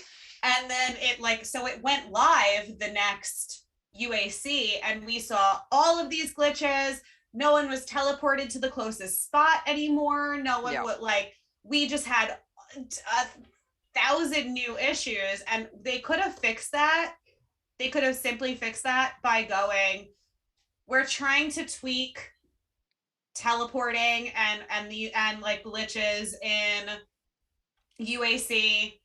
Do you want to do a test server? And just give us like a 4-hour test of UAC. Yeah. Most players are like, oh my god, I get to be on a test server. We're so excited. Yeah, people love it. Yeah. People love it. Like, just pick random fucking castles and just throw them into a test for 4 hours and let the mods do it. Like, Yeah. let people invite random people to the test server, let them do it, and just see where your glitches are. Yeah. And see what's gonna happen game wide before you just fuck all of our event up. Yeah. I mean, like with the test servers and stuff, when you're playing them, you expect there to be glitches. But when you know what the fix is and somebody isn't listening to you and you're passed between pillar to post, that's when the frustrations begin. Or at least for me anyway. Like I knew it wasn't going to be great. Like I didn't expect it to be amazing. It's a beta test for fuck's sake. But Yeah. I think when you're verbalizing to somebody, it's not working because of this, and they're going, have you cleared your cache? Have you uninstalled? And you're like, I'm literally, if you were in front of me right now, I would fucking headbutt you. Like, genuinely, you're just like, I fucking can't listen to this shit anymore. I'm telling you what the problem is. Listen to me. Yeah. About Uncharted and test server, is it only my impression that they fixed zero issues? They didn't fix zero. They didn't fix zero. There were a lot of I will stand up for GOG in this moment. There were a few things that happened that they really did. They really did a lot of so people in general, I know it happened in live game, but not nearly as much as it happened in the test server. The map was extremely glitchy in the test server. Yeah. That had to change. That's true. Bad. It was that got a lot better, but like the lag overall for like buildings opening at the same time, we complained about that. I know they fixed it for a lot of people, but there were a lot of alliances in the test server that had research issues. So they were finishing research and then it wasn't reading that they finished research, and then they had to do it all over again. My KVK alliance, which is where we played our Uncharted Seas, I experienced that in K3 on the test server, and then experienced it all over again in KVK 4554. And I bitched and moaned a hell of a lot that it was a bug that they didn't fix that they should have. Yeah. And again, like the bridges dropping and everyone getting kicked out and whatever. Like Devil's Keep wasn't as bad as it was on the test server. Like Devil's Keep opened on the test server and like everybody's game crashed. Oh, it was bad. It was bad. Really bad. The first round of Devil's Keep on the test server was bad. They definitely did take a few things here and there and fix it, but there were massive overall glitches that I don't know, they either completely ignored or was just like, this was just them.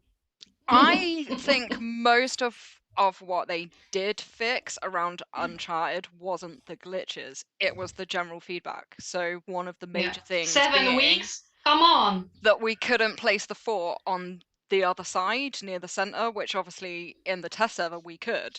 So essentially, because a kingdom, I'm not pointing names, but because they lost, because they were cut off and got really upset about it, that's the information that was taken from that, and that's what they decided to fix, fucking everybody else in the process. So I personally, I think yes, there were glitches and stuff that were fixed ever so slightly, but I think most of what they tweaked was actually just the appeasing of people to not be moaned at.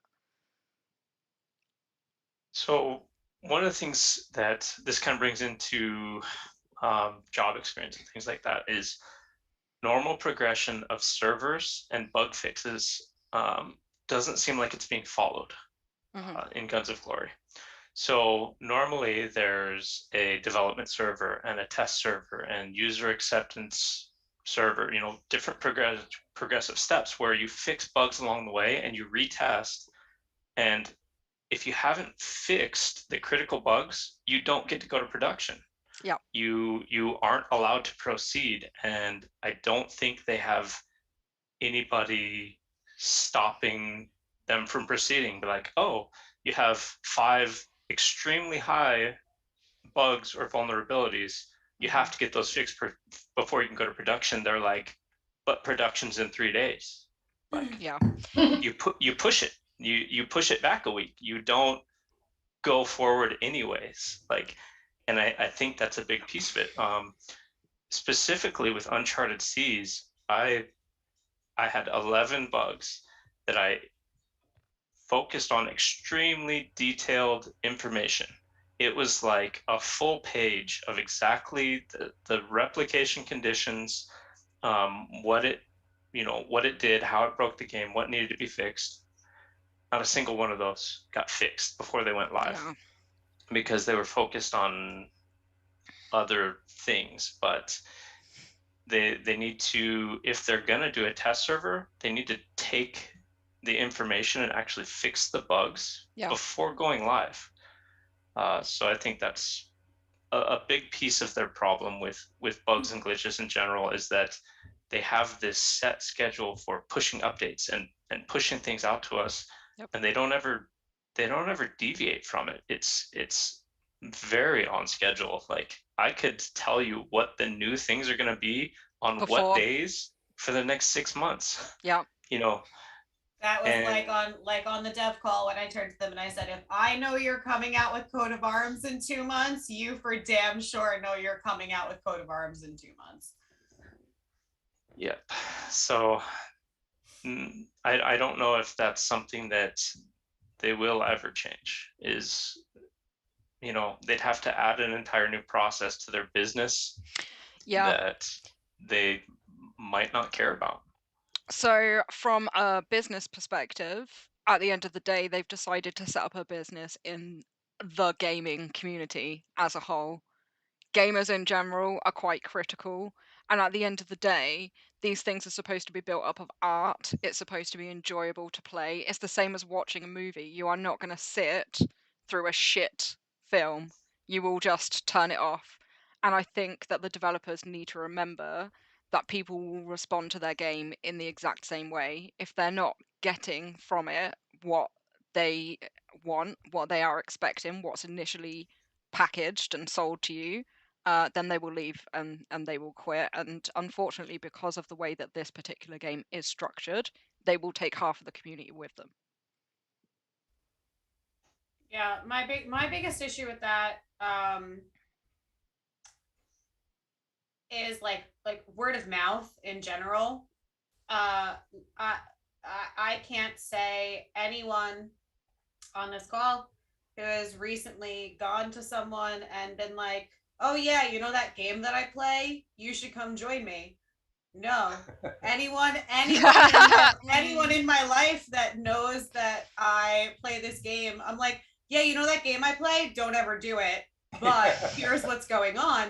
And that's their response from most of their community base, is that like word of mouth could like spread and join, and is such a amazing free business tactic to get new people involved in your product. And instead of having us excited and spreading word of mouth to entice people in our lives by our excitement for the game, we will talk about being excited about the game, but we preface it to all of these people with like, don't ever do this.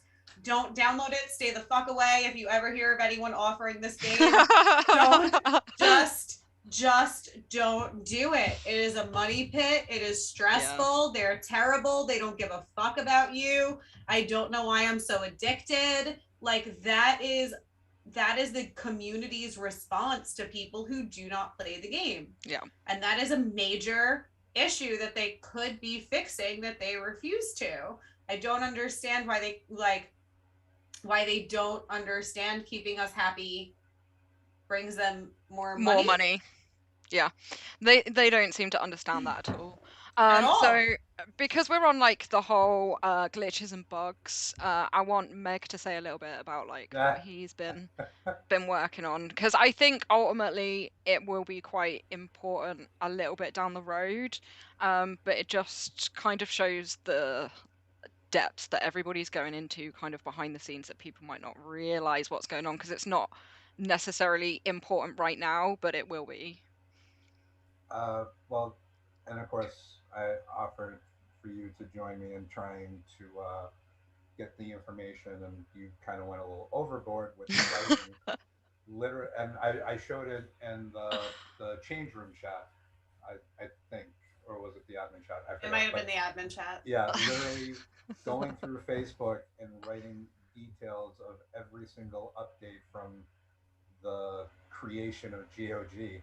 And the idea was as far as going through everything and going through every single area that the game offers. And somebody brought it up earlier, such as like astrologer and the hero store. I saw that recently that they were going to make updates on the Alliance store, and can't remember what the other one was, but uh, shout out to Shadow on the main server Discord that actually made me aware of some of the new stuff that was popping up as far as what I dislike optimizations. Their response to a lot of these things is that things will be optimized in the future. I don't know what that means. I don't. Nobody, they don't know what that fucking means. Nobody knows Exactly. what that means. It's a Um, cop out. Yeah, That's a cop out. we'll like I get Big to said, it. cop out. yeah, and somebody said, I mean, it's just changing the overall interface of the store itself and not doing any kind of updates to the actual things. That's being, optimizing something. I was going to mention uh, something else, and it slipped my mind. I can't think of what I was going to bring up from before.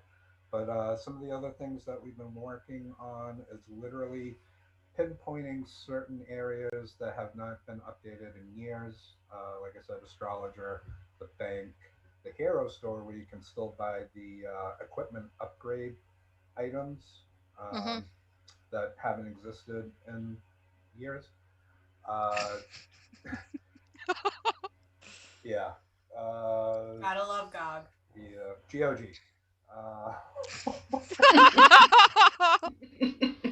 that's going to be a running thing this entire live feed, I guess. And of course, I don't have any of the information in front of me, so I'm very forgetful and I can't think of some of the other things. But me, Creed, Muffin, Cynthia slash Sweet Pea. Also, shout out to Cynthia. She had made a spreadsheet Oh yeah.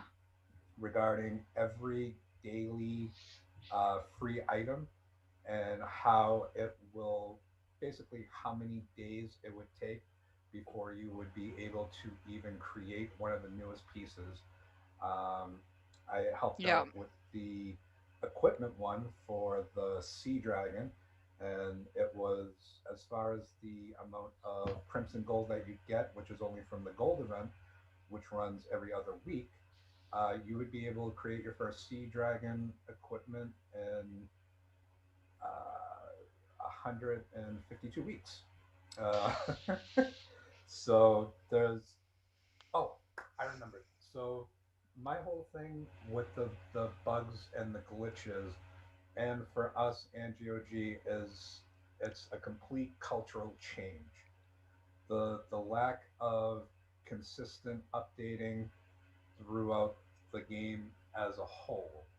I mean, you can throw items and updates and whatnot, but you can't isolate it in just one area at a time. It has to be fluent across the entire game, and that's what they lack in.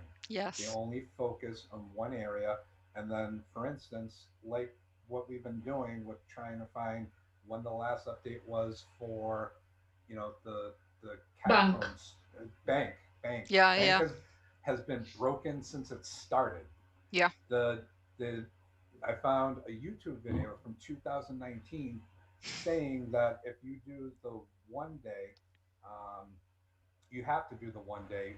To get the bigger percentage. Right, you get Yeah, yeah, yeah. 105 gold every day if you do the 1 day. If you do the 30 day, you get like half of it, and it's supposed to be even more because it literally says a 50% interest increase. But it's just taking like the 50% of the 1,500 you're putting in, and then just giving you half back instead of it increasing daily to make it. I think I did the math before, but it should have been something like 30,000 gold if you're willing to wait the 30-day mark, as opposed to the 5,000 or 4,000 that you actually get. Yeah. So it's actually more beneficial doing the daily one, getting 105 each day, and you getting the 30,000, 3,000, 3,000. I'm sorry, 3,000. I haven't had enough coffee today, so apologies. I know it's the morning for you, bless you. Thank you so much. It's not morning anymore. He has no excuses. It's Hey, lunchtime hey, now. Yeah, yeah, yeah. hey. Man needs feeding. That's what it is. Exactly. Just because we're in the same time zone doesn't mean it's not morning for me still. Yeah, we had like a 24-hour KVK. So. Oh my god. Yeah. I'm just glad everybody Us too. waited until I got out of work before I could do anything. You were great. We did Yeah. good. Oh, well, we got that second kingdom. So I had a phone call actually, so I don't know where were we, but are we ready with? No. I've just got Okay. one more. I've just got one more little thing that I want to add on to that. Just following on from what Joe was saying. So really, the idea of going back through the updates over the last 4 years is that we can keep an eye on the progression, because obviously GOG tells us one thing a lot of the time and does another. So we can actually go back and look at an update that they did 6 months ago and compare to what they're doing now. This is going to be a good way for everybody to keep track of those patches, of store upgrades, and all of this sort of thing. Hey, nice one, Keychain. I'm a little bit jealous. So yeah, this is just going to enable us to be able to keep on top of them, essentially, if we can.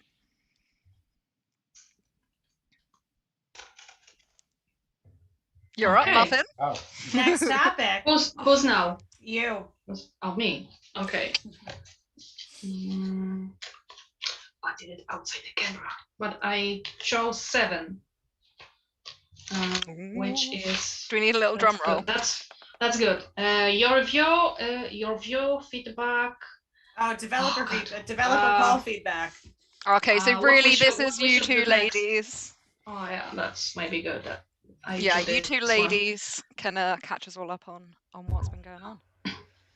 Well, generally speaking, Viz is writing some sort of a feedback or whatever you work on. I think you'll say your bit here about that. What's my feedback? The whole conversation with developers was, we're working on it. I'm glad that we extracted the promise that the next update will be single, which was surprisingly true. We hope that they will keep the promise that all other updates will be single, which I personally don't believe in yet. I have to see it to believe that they are able to divide the cards or wherever they come in, they mind that will add to the game, will be separate from the new stat items. So this is that part of the feedback. We were losing a couple of times we were losing track, and we were wondering, for example, about UAC transportation issue, which was pointed out that we sacrificed the whole 2 minutes talking about it. So yeah, and we shouldn't have, because this was basically the call about the letter, and the letter was about the poll. So the issues we talk about today, except of maybe communication issues, we already talked about. So we tried to ask the most important questions. We weren't able to ask all of them. You saw the list in my movie, link in the description below. that we tried to cover them all, but of course we weren't able. And they were nice enough to talk with us for an hour and 20. And I think they were giving us an hour or even less.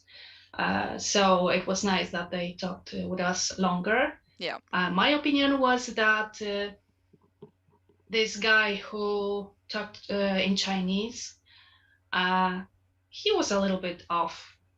I mean, he was, yeah, guys, give me a break. We're working on it. Like, come on. And I had this vibe. Yeah. So maybe I'll do that. Oh God, I'm missing the words. Maybe I'll give you the voice and I'll come back to my later because I have to gather my thoughts. That's all right, darling. Yeah.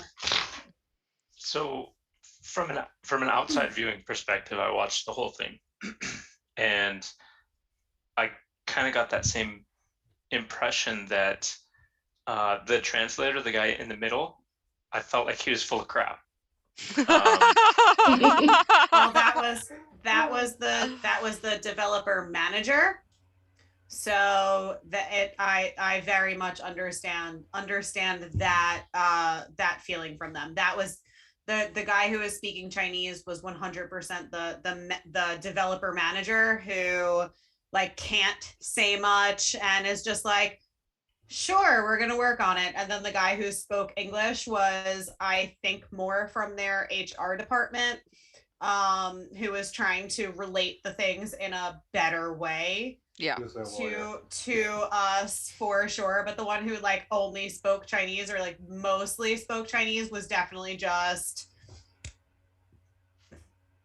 we're doing this. What do you mean we're gonna optimize that soon?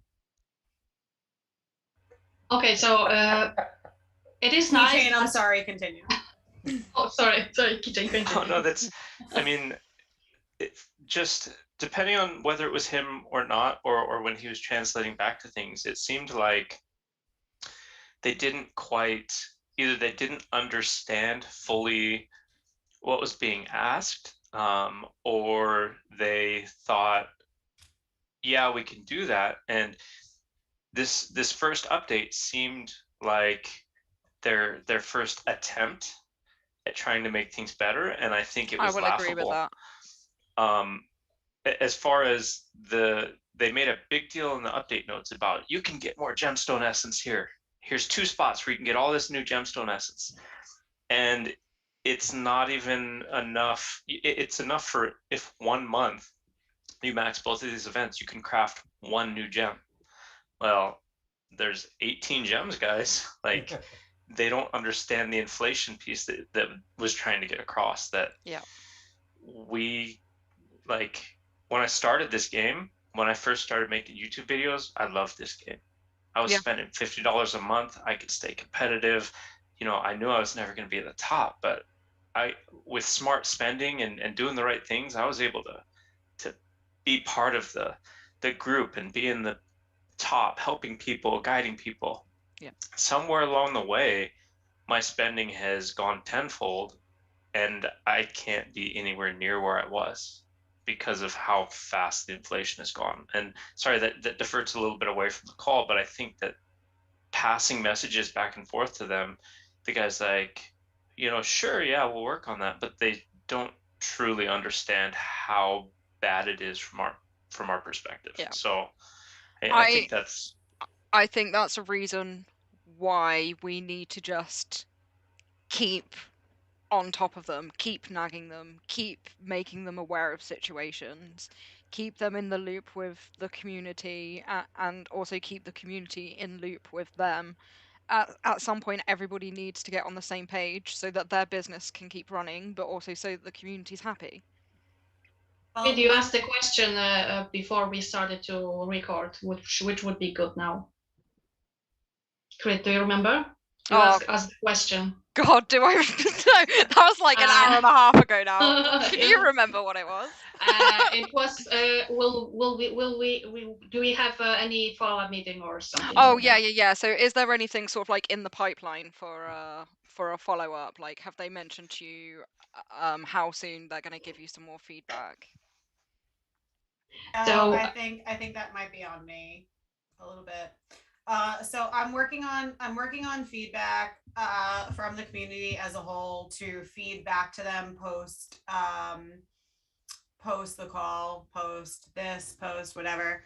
I've asked people in like Discord and or the line chat to at me. Please do so. It is very much a lot of time out of my life to try to scroll through all of the things that you guys are talking about in every chat all of the time. So please, when you have actual feedback and things that you need to say, please at me so that I see it.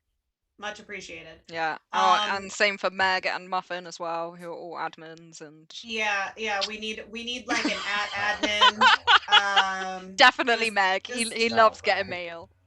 yeah. PM Mega. Yeah, totally. I don't work for GOG. You're not getting free gold. Yeah, none of us. And that actually, do you know what? That's interesting you say that because I'm gonna fucking put that out there now because I had a snarky comment about how I make profit off of this shit. And I just want to put it out there now that none of us are doing this to make profit. None of us work for GOG, and none of us are doing this for ourselves. We are doing this for you.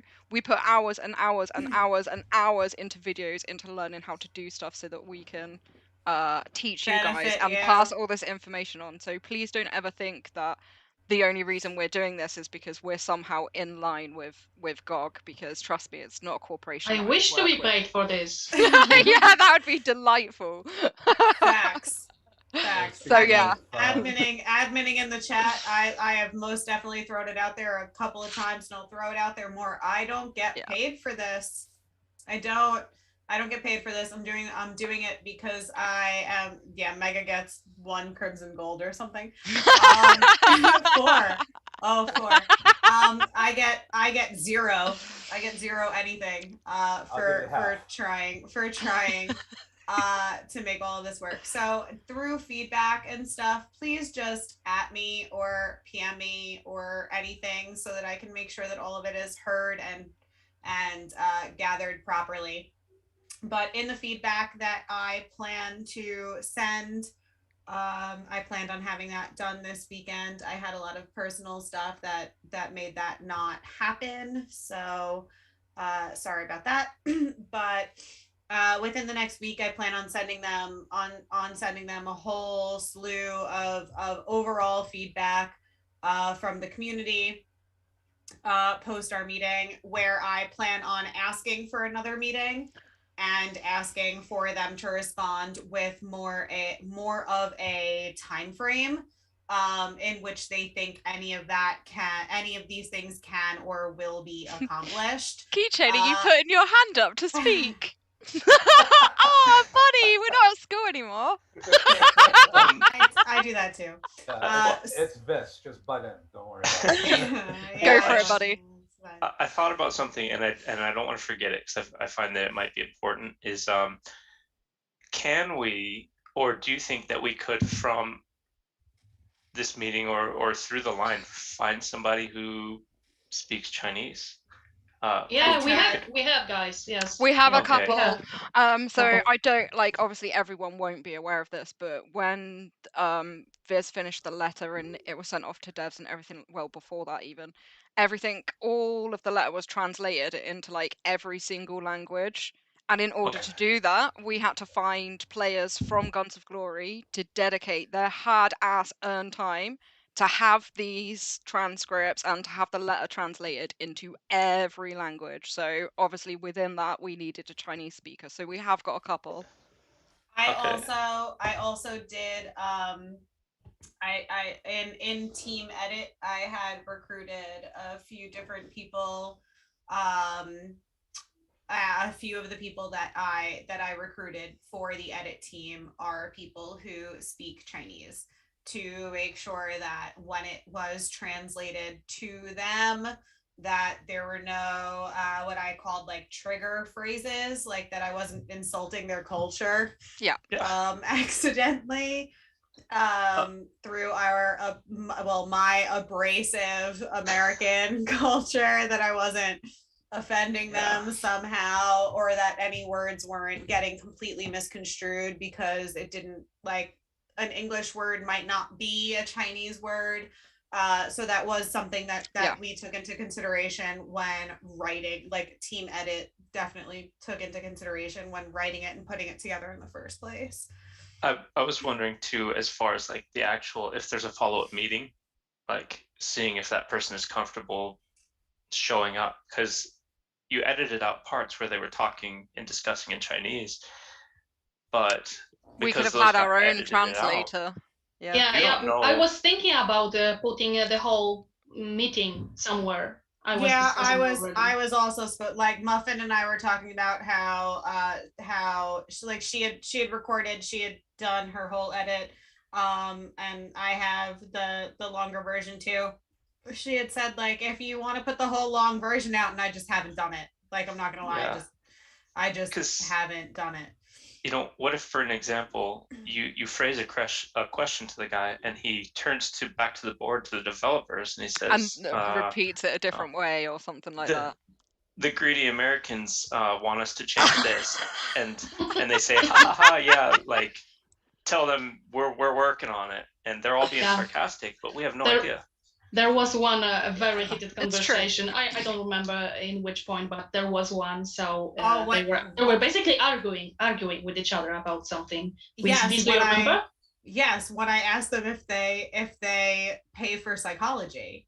Oh, that could be it, but I'm not sure. But yes, and the second was our very long talk, and he was basically saying 3 words, and that Chinese dude said 1, and then this guy was translating like a couple of sentences from his 2 words. So yeah, I would really like to someone Chinese to hear it and what Keychain says. Yeah. So if you speak Chinese and you want to hear the whole feedback, someone at me again, please. Yeah. Okay, so I have a couple extra remarks I noted when you guys were talking. I'm really happy that they agreed to talk to us. This is something we could simply dream about 3 years ago. During the actual boycotts, because now we're not boycotting, we just have a movement. Change. Change. Good change, or GOG change, or GOG change, whatever you prefer. You have to realize that that this isn't the only call, the only meeting. It's happening in the community. Other players also have such calls. So they do interview players about this stuff, whether it's in writing or in a Zoom or whatever. For example, Harley had one. So these meetings are across the community. You guys remember that this is good change movement. We try to figure out how to communicate with the developers. Thanks, Shadow, for showing up on our chat, on our movie. Thanks, Shadow. So we want you to join our Discord, our line group, whatever is suitable for you guys. So please do so. We have like 1,000 people combined in both those platforms, even more. So you would be just informed what's going on, and be patient, because these changes don't go for overnight. We don't do stuff every day. It's a lot of work behind the scenes, like Mega mentioned, the whole process about the rewards. It's very time consuming. I'm in this group, but I'm not very productive because I'm swamped at work at the moment. But there are many initiatives like this. There's a lot of admin work. So please be patient, guys. Sometimes there's a couple of days when we do like I don't want to say nothing, but you see, it feels like it's not productive. It is productive. We just need time to process some stuff. And back to our meeting, me and Vis a little bit played by accident the good cop and bad cop situation here.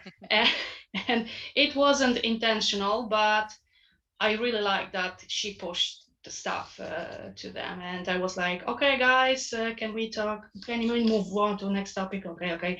Sometimes it was obvious that they won't say anything more, so it was basically pointless. So yeah, that's it.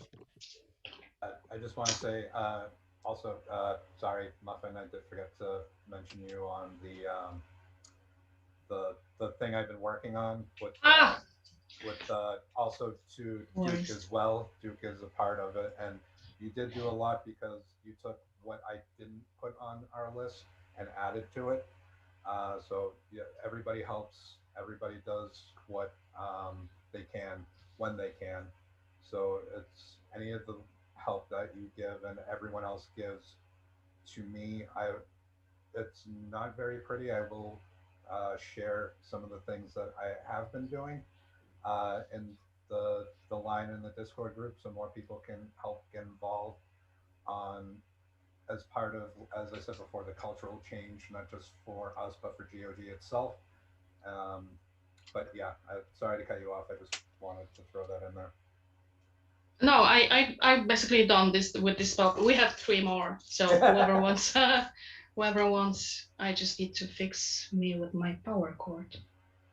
Count, if you were here, I would 100% make you a mimosa, but you're not. So I'm not trying to be rude. I just, you're just not here to drink with me.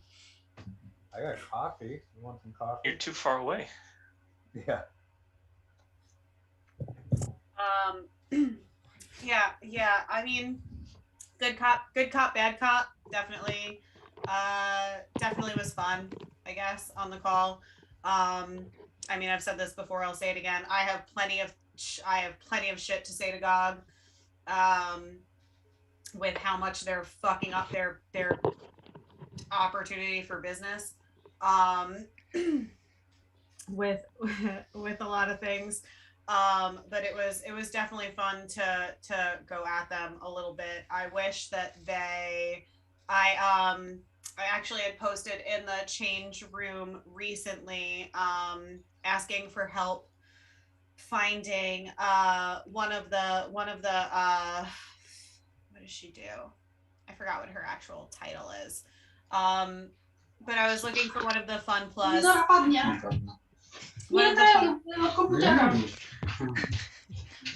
Muffin, turn your mic off.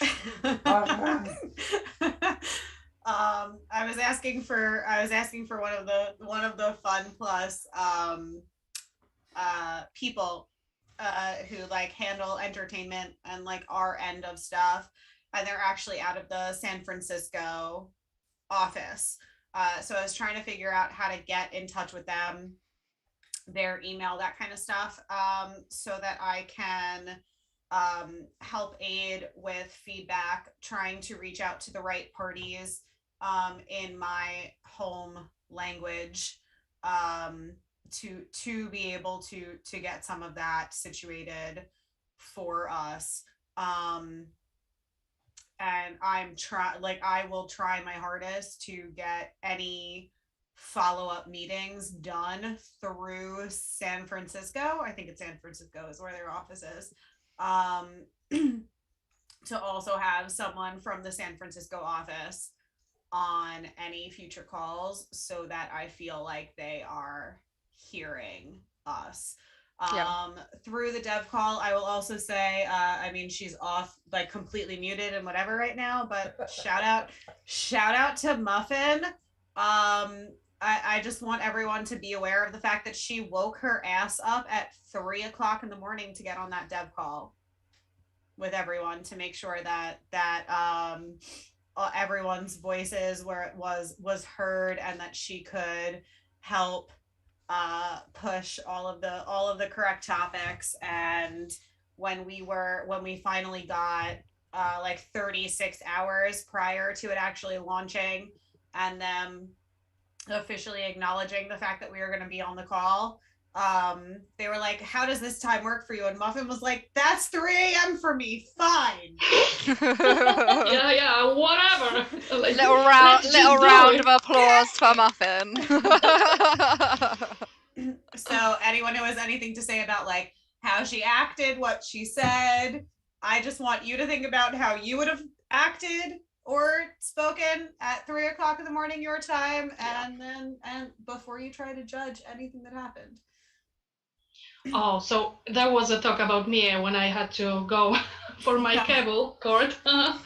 No, I was just saying that you woke up at 3 o'clock in the morning for that call. Yeah, okay. Oh, shit, my computer is dying. I need to go get my. Yeah, exactly what I was doing like a minute Yeah, ago. sorry. These calls do tend to go on a bit, and obviously once the live's finished, I'll put some markers in for people can just skip to the sections that they want. And we'll get everybody's links down in there as well. So have we got one other topic, is it, that we've got? We have 3 more. Oh, right, okay, well, let's get our butts moving then. Shall we Who wants to take which one? Oh, well, Keychain, everybody loves hearing your lovely voice, so let's let Keychain. Keychain take a topic, yeah, for sure. Which one? Middle one. Hey, Middle one, he's a okay. middleman.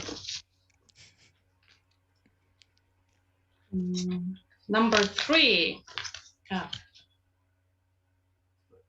There it is. Number Boobs. 3 is improve rewards. Basically, we talked about it a lot about. We've kind of covered this one already. Go crazy. But, Yeah, we've talked so a many lot about examples. rewards, yeah. Throughout the call, we've talked a lot about rewards, and to summarize or come back to it through different pieces, but examples would be with the most recent update, the crafting a basic level gemstone is 1.7 billion gemstone essence. Doing an upgrade, I think somebody told me it was 4.3 to go from basic to, does it go basic precious or basic flawless? I don't remember what the order is. Oh, I never remember, sorry. So out of all of the upgrades, as a free-to-play player, you would basically not even be able to craft the basic gems before the next set of gems comes out 6 months from now. And that's a huge piece of what is unreasonable about the current rate. And I think personally a reasonable expectation, and maybe I'm too ambitious, maybe I'm a little greedy towards the player side, but by the time a new gem is released in 6 months, a free-to-play player should be able to get to at least rare across the board. Yeah. Not taking into account epic and legendary, but rare. 2 steps down from the current max before something new comes out. I think that they should be gauging on that. And I think that's reasonable. I don't know if I'm too ambitious, or maybe I'm looking for too much, but 18 gems to get to rare with the new system is something like 1.4 trillion. Like how when you're getting 500 million from a new world, do you ever expect to get anywhere near that amount of gemstone essence? So yeah, you're not going to be able to do it. I think, I don't know if it was my last video or the one before last, but I talked a lot about like the percentage increase on materials and stuff, and I just kind of went over a couple of the basic things because I just wanted to make people aware of why we're kind of doing this, because it's all well and good having these upgrades now, but what are they going to be like in a year's time? How much materials are we going to need then?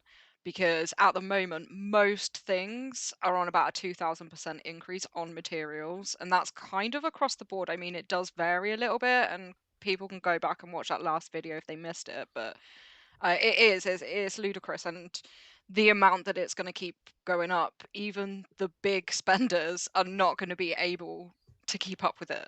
It's not just drowning out the free players and the low and mid spenders. It will also really start to impact the big spenders, and this is not good. This is the community as a whole. It's everybody needs to be catered for.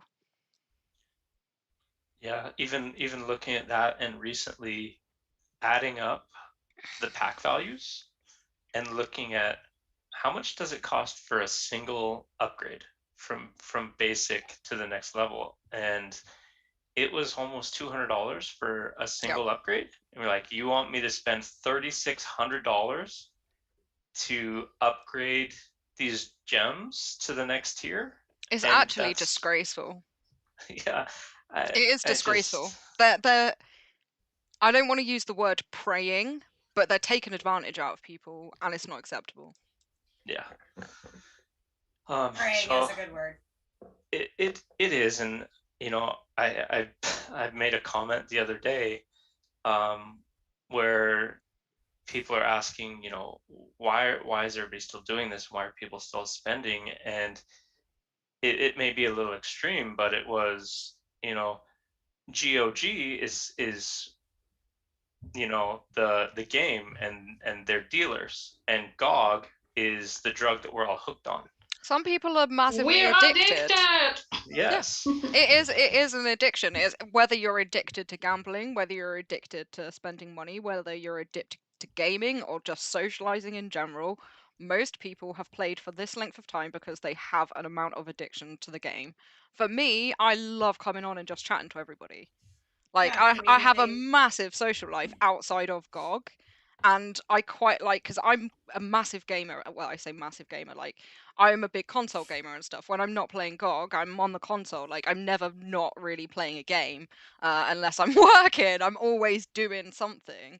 But for me, the thing that I lack on console is being able to talk to community because girl gamers, grills, whatever the fuck, we get a lot of shit over console. So we just will mostly not fucking talk, you know, like I do every now and again. I've got a couple of like clans that I'll play with, and that's fine.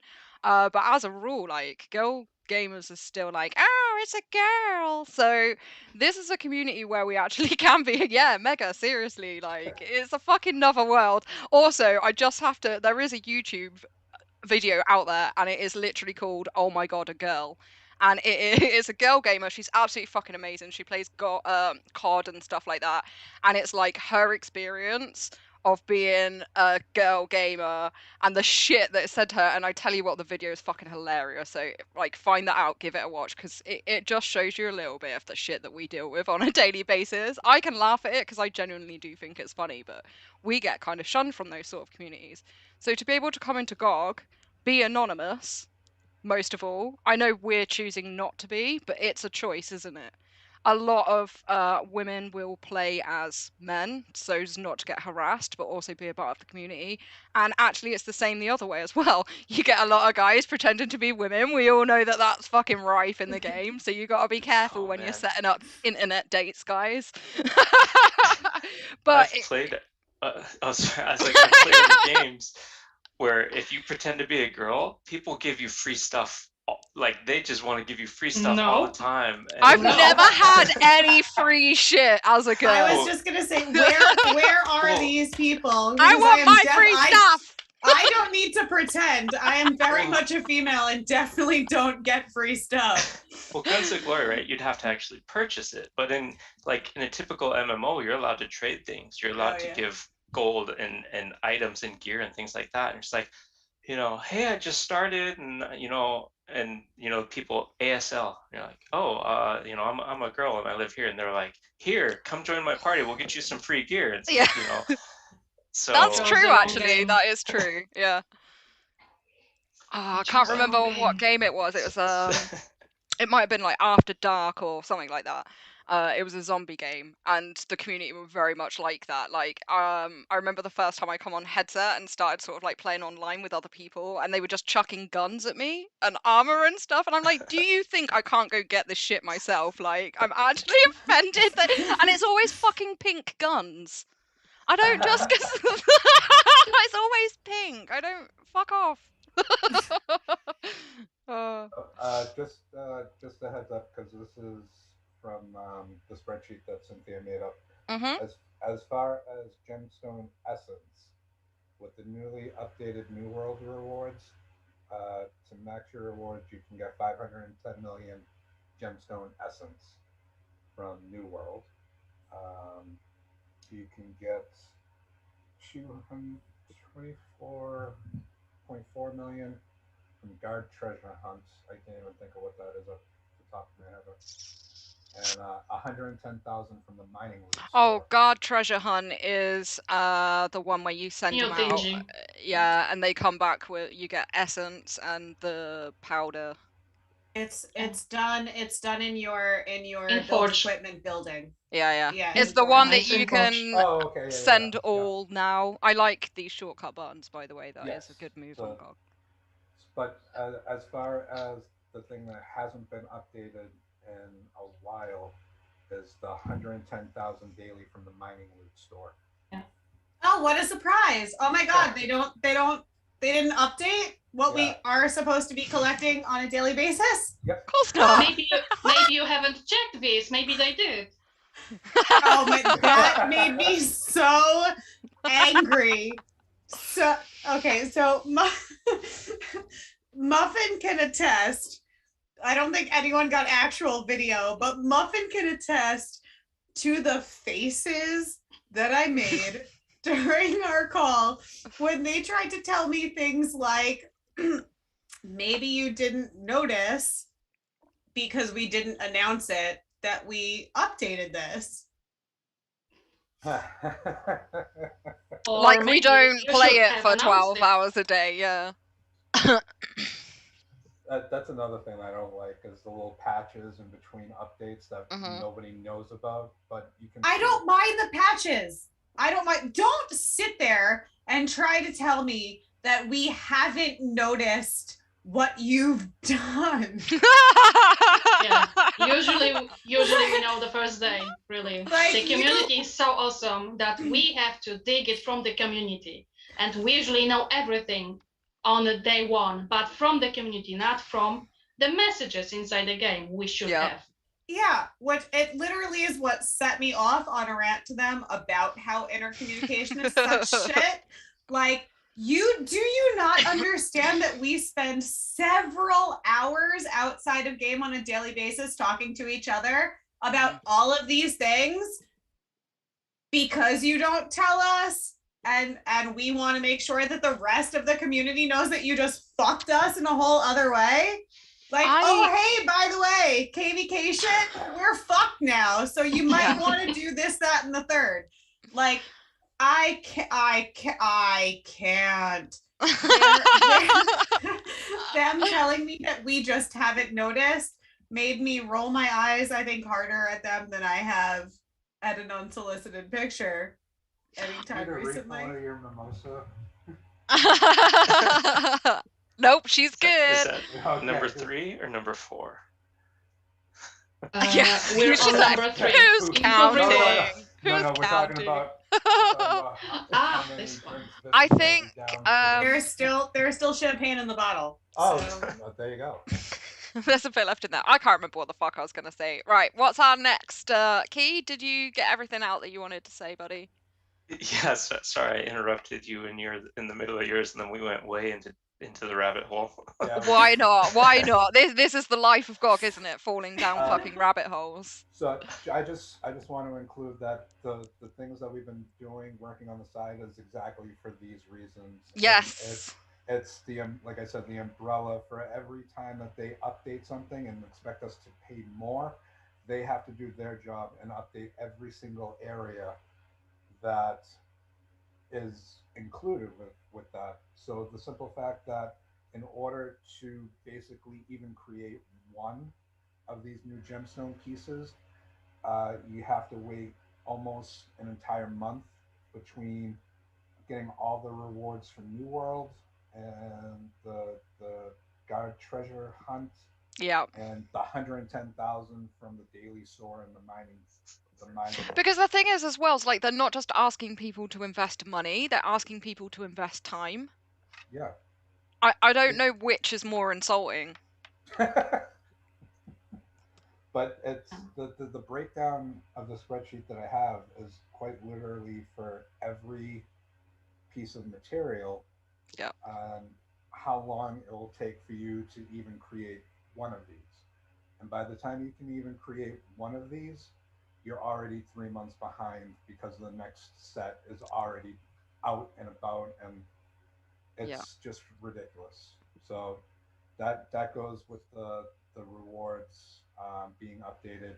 If they're going to do an update and they want to keep throwing us new items, they have to do their job and make the updates so we don't have to spend $20,000 to make max 18 R11 gems. I.e., if they bring out a new gemstone, they also need to increase the materials in stores. Well, this Yeah. is what I said in the call about a habit forming product um and the reward scale being a fourth of that infinity cycle. So basically, if you don't have a close enough reward scale to incite more spending for the next level, you completely fuck yourself out of continuing a cycle of people staying addicted. Um, and our reward scales are so fucked, like everywhere across the board. They're just so fucked that we can't. No one can keep up. It's been part of the reason that the stat gap is so big, and all of it is so interconnected that, like, when an update happens, reward scales need to be updated for those, and everything needs to coincide with the next. Yeah. So that when the next comes out, we're all in the same place. So they have to. One of the biggest things, personally, this is my personal opinion, not as an admin, not as anyone, just as this.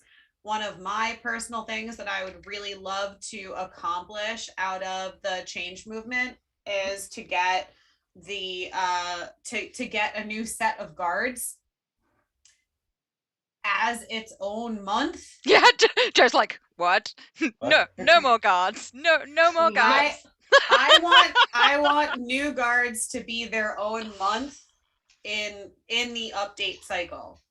I don't want them to be an addition. If you're coming out with new guards, they should be their own focus for that month. They are quite the spend. They are quite, like, you have made guards as important as curiosities, airship parts, equipment, even more so. The fact, my cat is hanging out in the background now. He's gonna end up being on the back of my chair at some point. If you don't have the counter guards to whoever you're fighting, you're fucked. So they're even more important than anything, really, because you can have not as good stats as long as you've got the guards there. It's not even just about the stats in themselves, but what the guards do with the skills and stuff. So one of the things that I, like, really want to happen out of the change movement is that when they decide to come out with a new pairing, they make that the update for the month. I don't want a new guard pairing in with new equipment. You can literally suck my left nut for that. I can't. Mega space. Left, right, center. I don't care. Pick one and suck on it hard. It's absolutely, like, the fact that the newest guards came out, that both gambling aspects came out at the same time, was probably one of the most infuriating things to people. That's why we have the movement. Recent months. Like, how dare you make me gamble on guards and gamble on equipment at the same time?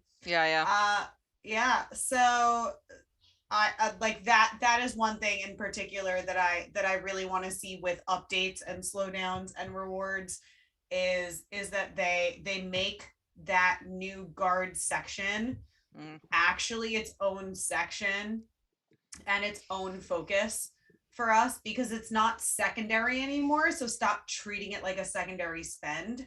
It's not. It's not actually a main focus now. It is. When they mucked around with airship, that's when guards pretty much became the most important aspect of the game, I think. And we remember what happened with Bloodfrost after. It's disgusting. It's to the point where he quit for however long it was, but that's just how ridiculous the gambling aspect is. I completely understand why he was so angry about that. And, like, and Yeah. he was livid. He was livid. He quit. He tried not to quit. He tried to come back, and like not for nothing, he's still not in a place like where he wants to continue anymore. Like Keychain said earlier in this video that he's like not trying to do this anymore. I'm sure all of us, every single one on this call, anyone who's in the comment section has had these random thought processes. Like none of us want to keep doing this for an absurd amount of money. Yeah. When it isn't fun or competitive anymore. And it's not fun because of the bugs and glitches, and it's not competitive because the reward scale and the stat difference is so big that we can't even enjoy in between them. When the glitches don't fuck up our game, the stat differences do. So like we can't like it's not the game that it used to be. And yeah, in general, like once you get the taste for quitting in your mouth, it's really hard to rinse out, and it's really hard to get yourself back in. Well, yeah, and also I overall. think when people start to make the social steps in real life and pull away from the game even just a little bit, it actually gives them the encouragement that they need to come away from it altogether. Like once Yeah. you start actually living again, because obviously balance is a fucking really hard thing to find with this game. I think a lot of people at that point are just like done to a This is degree. breaking the cycle. Yes.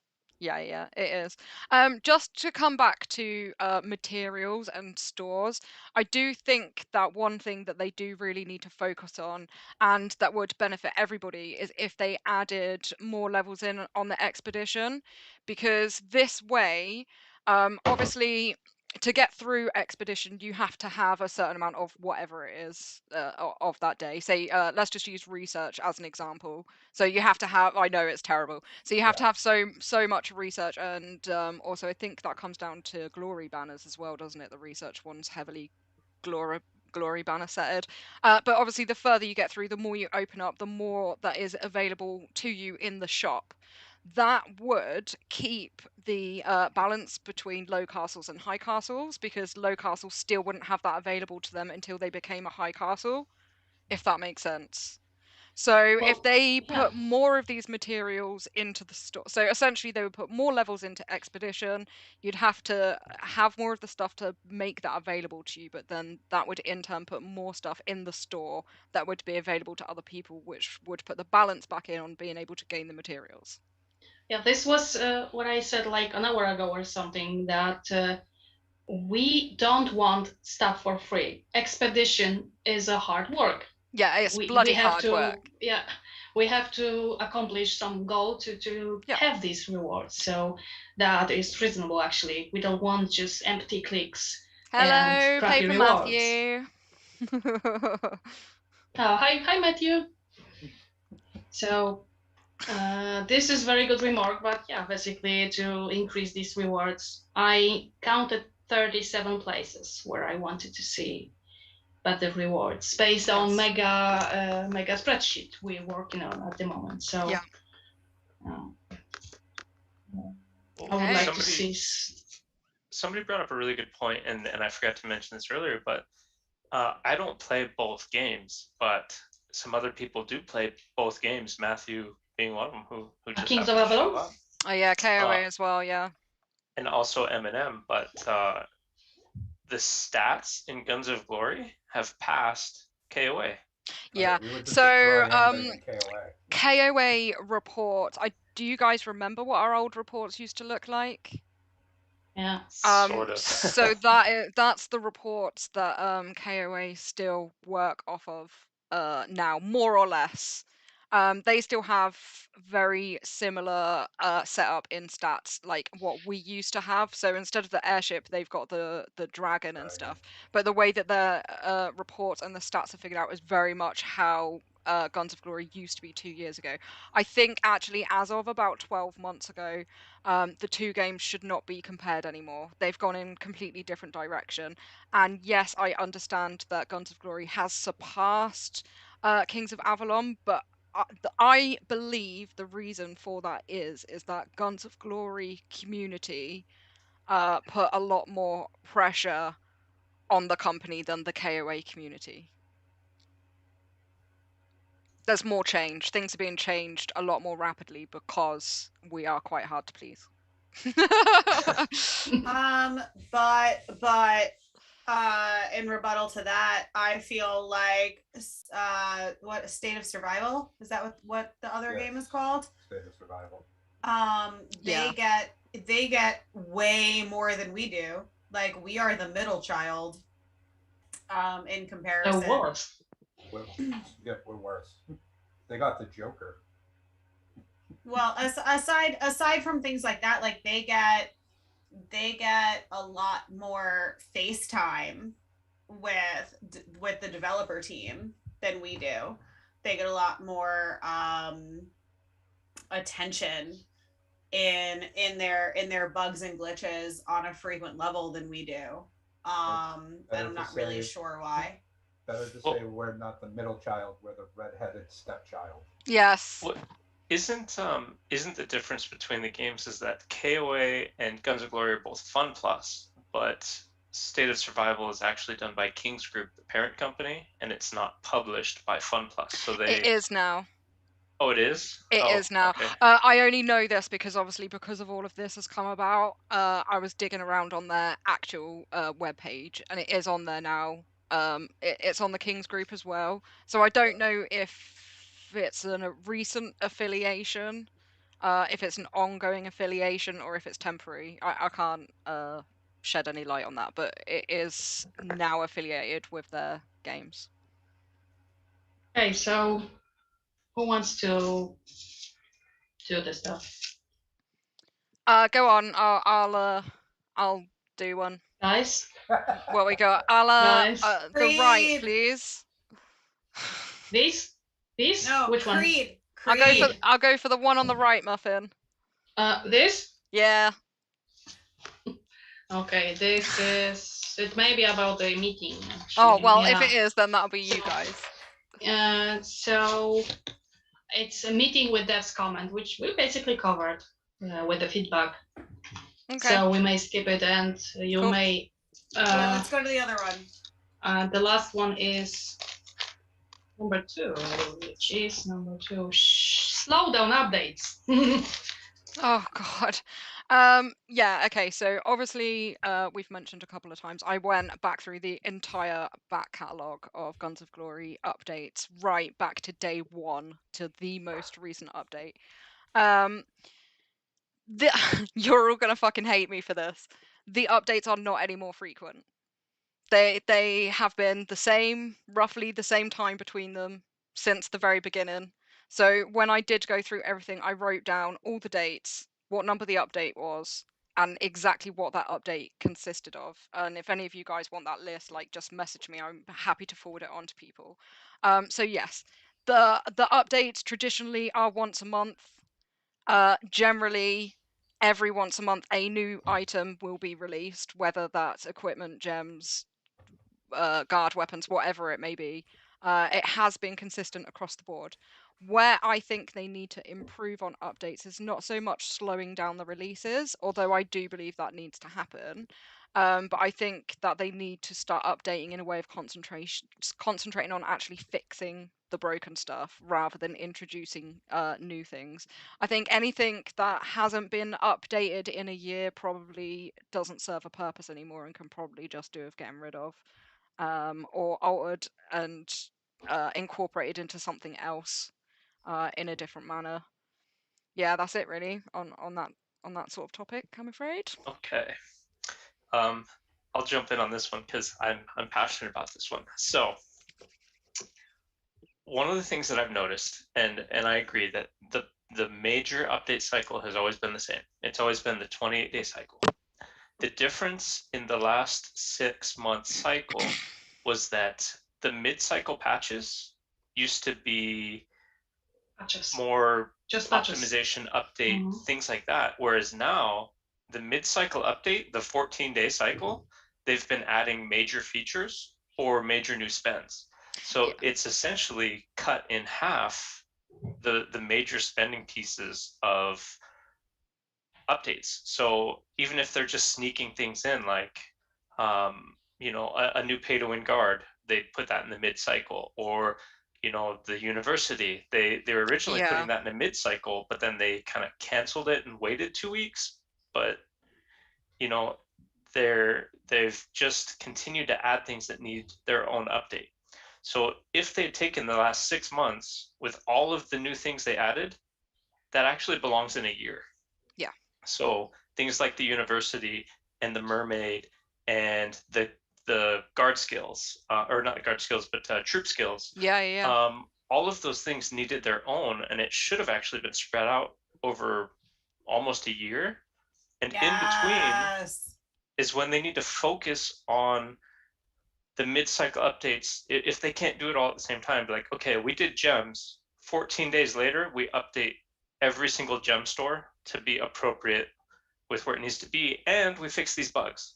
So they do all of these things, but they need an actual part of their cycle in the mid-cycle to be, we're fixing bugs only, we're not introducing anything new, and we're updating things to be appropriate. And that's gets a full 2-week focus in between these major updates. And I think they need to get more in line with, major update, fix optimizations, player free to play type updates, and then they can keep doing their major releases as long as they stagger it and keep everything going, updating and fixing and doing that type of stuff. So I think, okay, rant over. I think I've got everything. Sure. I think Sure. so. Got anything else? Got anything else buried deep down inside? I think it's something we're all passionate about because it does it affects all of us. I'm really struggling at the moment. Like as a yeah. Creed, let me in on my cell phone. Oh, okay. Request. Hey, thanks. Do it. Request again because I closed it. So I thought why she's there, I can see her. Okay, It's not coming up. continue. Okay, I can't remember what I was saying now. This is the problem. Right, have we got any well, firstly, like, do any of you guys have anything else that you want to say that is not like on topic but relevant? Well, about updating things at one time. I Just always have things to everything, say. just everything in general. Like, it doesn't have to be update based, but like, is there anything that we haven't covered that you think is important and worth sort of making people aware of? Yeah, I have one as well. Yes. Yeah, Muffin, you can go first.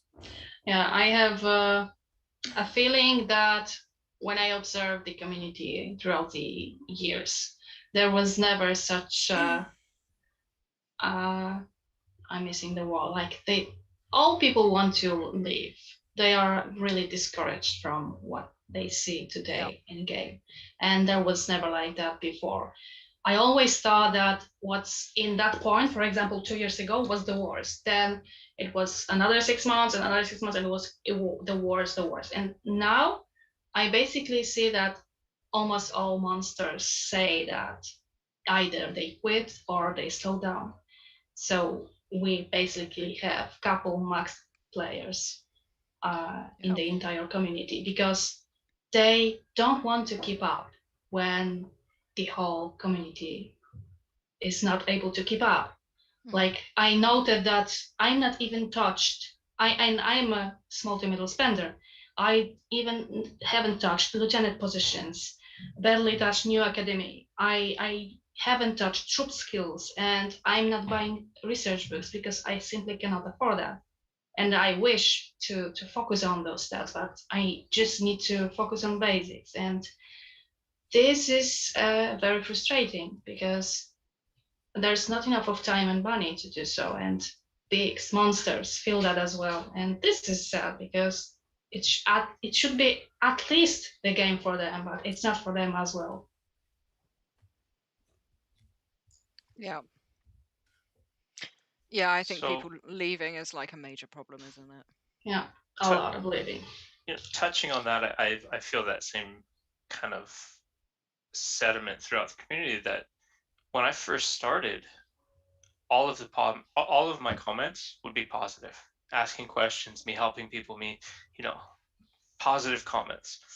And then it slowly become more neutral. And then it's the last 6 months, all of the comments that I'm replying on videos and things are mostly negative, mostly people quitting, or I've quit, or I'm unhappy with things, and I agree with them. So that's also a negative piece for Yeah. me, is whereas the YouTube piece used to be really positive and going to check the comments was fun, and it was a fun, positive experience, is now a negative experience.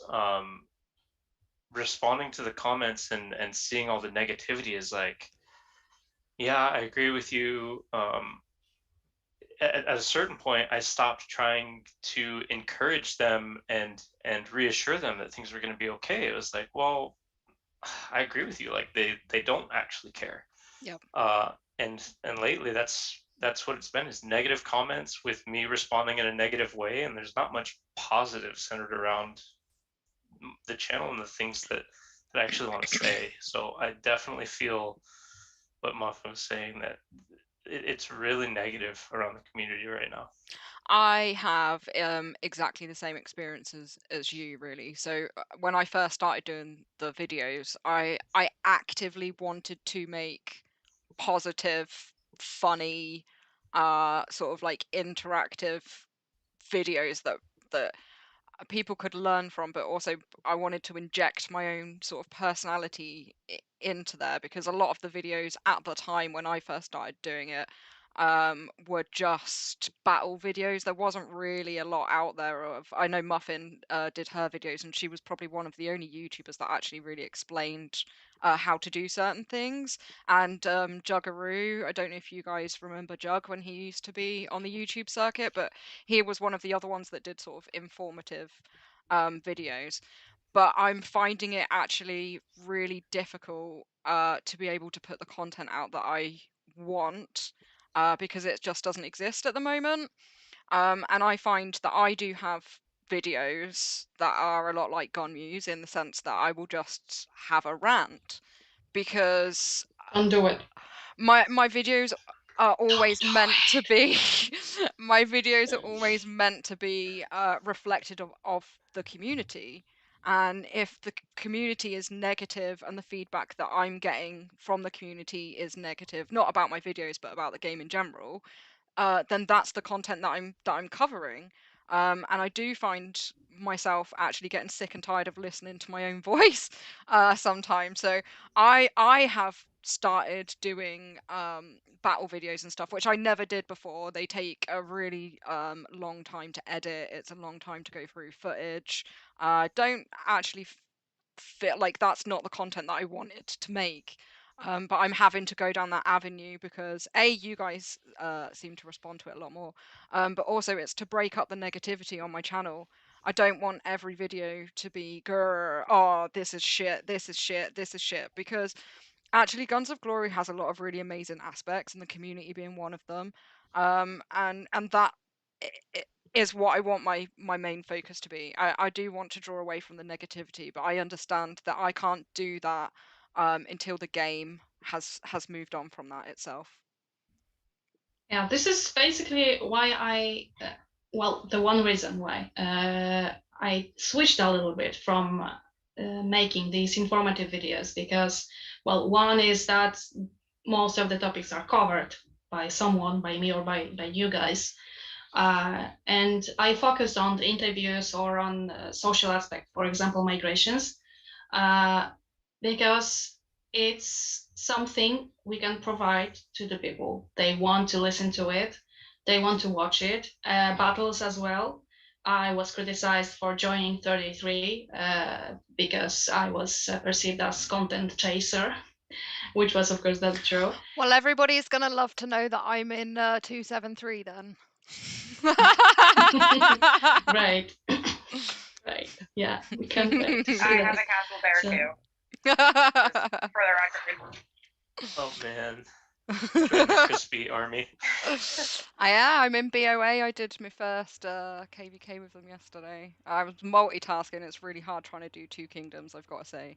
So I'm gonna have to find some balance with that somewhere. But yeah, it's I good. am never in my 273 castle or 273 castle, but I am there. Yeah. So speaking to some of the quality aspects of Guns of Glory, kind of a unique perspective is as I'm talking to some of the game companies and other game companies who are looking at potential sponsorship and trying to steal me away from Guns of Glory. I've had a couple of offers as well. When I load these other games and I start playing them, they're not as good. No, I agree. And that's a huge problem. Is in the last 2 weeks, I've downloaded and tried probably 25 different games, and I get 5-6 hours into them, and I'm done with them. Yeah. So we're still the best game and on the market. And I think so. I think so. No, genuinely, I think the only thing that drops the ratings down in the Play stores is the negative feedback, and then the negative feedback obviously has a knock-on effect on downloads. But actually, Guns of Glory for a strategy game, what it offers, even just having like the little RPG moments and stuff like that, it really does set it apart a lot from other games. It really, really does. Well, I've heard from 33 top people that our game has amazing graphics, which I don't know because I'm not playing other games. It does. The graphics are outstanding for a mobile game. And as long as you've got the device to back up the graphics, then everybody will have a good perception of that. But I think when you play a lot of computer games, it's easy to see what a lot of time has gone into making something and what hasn't. And Guns of Glory, although they get a lot of shit, their artists and their coders and stuff, they do put a lot of time into their work. They take pride in their work, and I think that's something that we all actually need to understand as well, is that when somebody has spent weeks or months designing a section for the game, actually trying to have that removed is really, really difficult because somebody owns that. It belongs to them. That's their work. The likelihood of them removing that is very, very slim. Back to you, Key. Sorry. Us fucking women. It's all right, Key. I got you. Don't worry about it. I just looking at things like graphics and even the way that things are progressive as far as like updating and things like going through. I know that our tutorial has gotten kind of away from what the actual game is, but some of these other tutorials, after I've done a tutorial for some of these games, I have absolutely no idea how to proceed, how to move forward. One of them yesterday, I couldn't even figure out how to do to start a level. I was clicking everything on the page. I was like, it doesn't show me how to start the next thing. I have no idea where to go.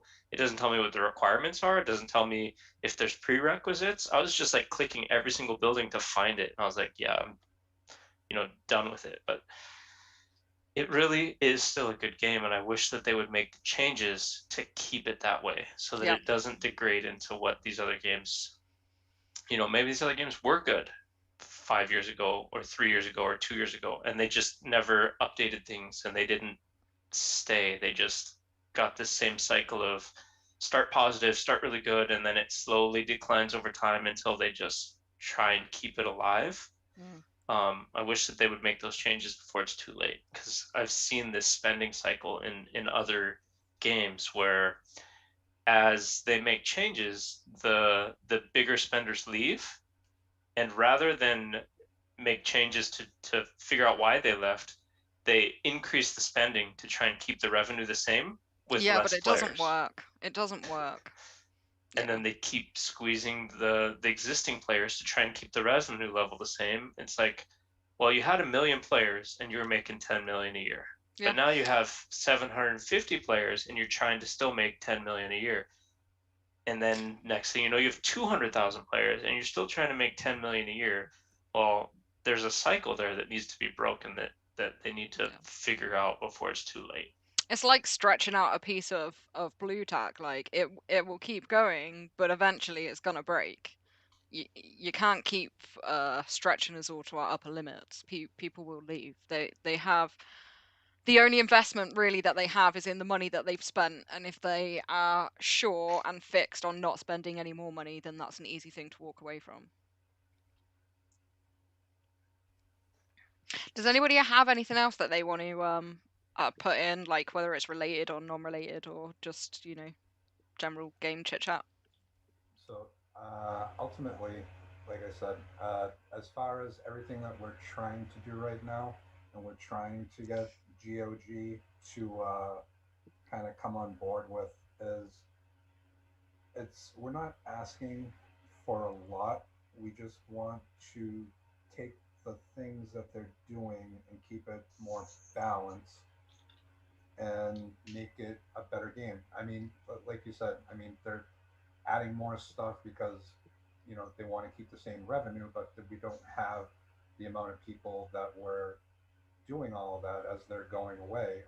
Unfortunately, instead of them adding the new things, it should be them fixing why the people are leaving in the first place. And I don't know if they got to the level where even the people that left may come back because the bugs and glitches were fixed. They agreed to, you know, keep everything on the same level throughout every aspect of the game to make it more playable, then it wouldn't even be a concern of them needing to drown us with every spending event that they're doing. And like he said, you know, the balance of, you know, drop the new item but don't stick, the Imperial University, the lieutenant guards. In their mind, they're doing what we're asking, but in our mind, we're saying you're just trying to fuck us. I have a and question to all, all of you. Mm-hmm. Yeah, continue. Go ahead. If that game was somehow better, and if they listen to our voices, would you spend less, more, or the same? I'd You as a probably player. spend more. More. Because the reason why I curb my spending is because it doesn't matter about the small amounts anymore. It literally makes no difference. It's a drop in the ocean, as it were. So I this think more, I would spend more. treat more, Keychain.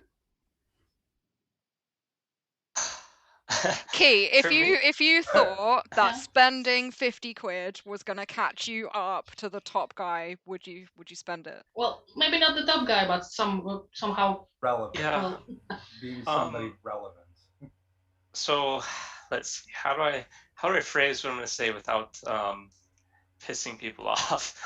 Don't worry about um, pissing Yeah, people off. seriously. Like at the end of the day, we cover that I, part. whatever I your guess opinion is, somebody else will have the same opinion, and that's Of why course. there's so many of us. I think is important.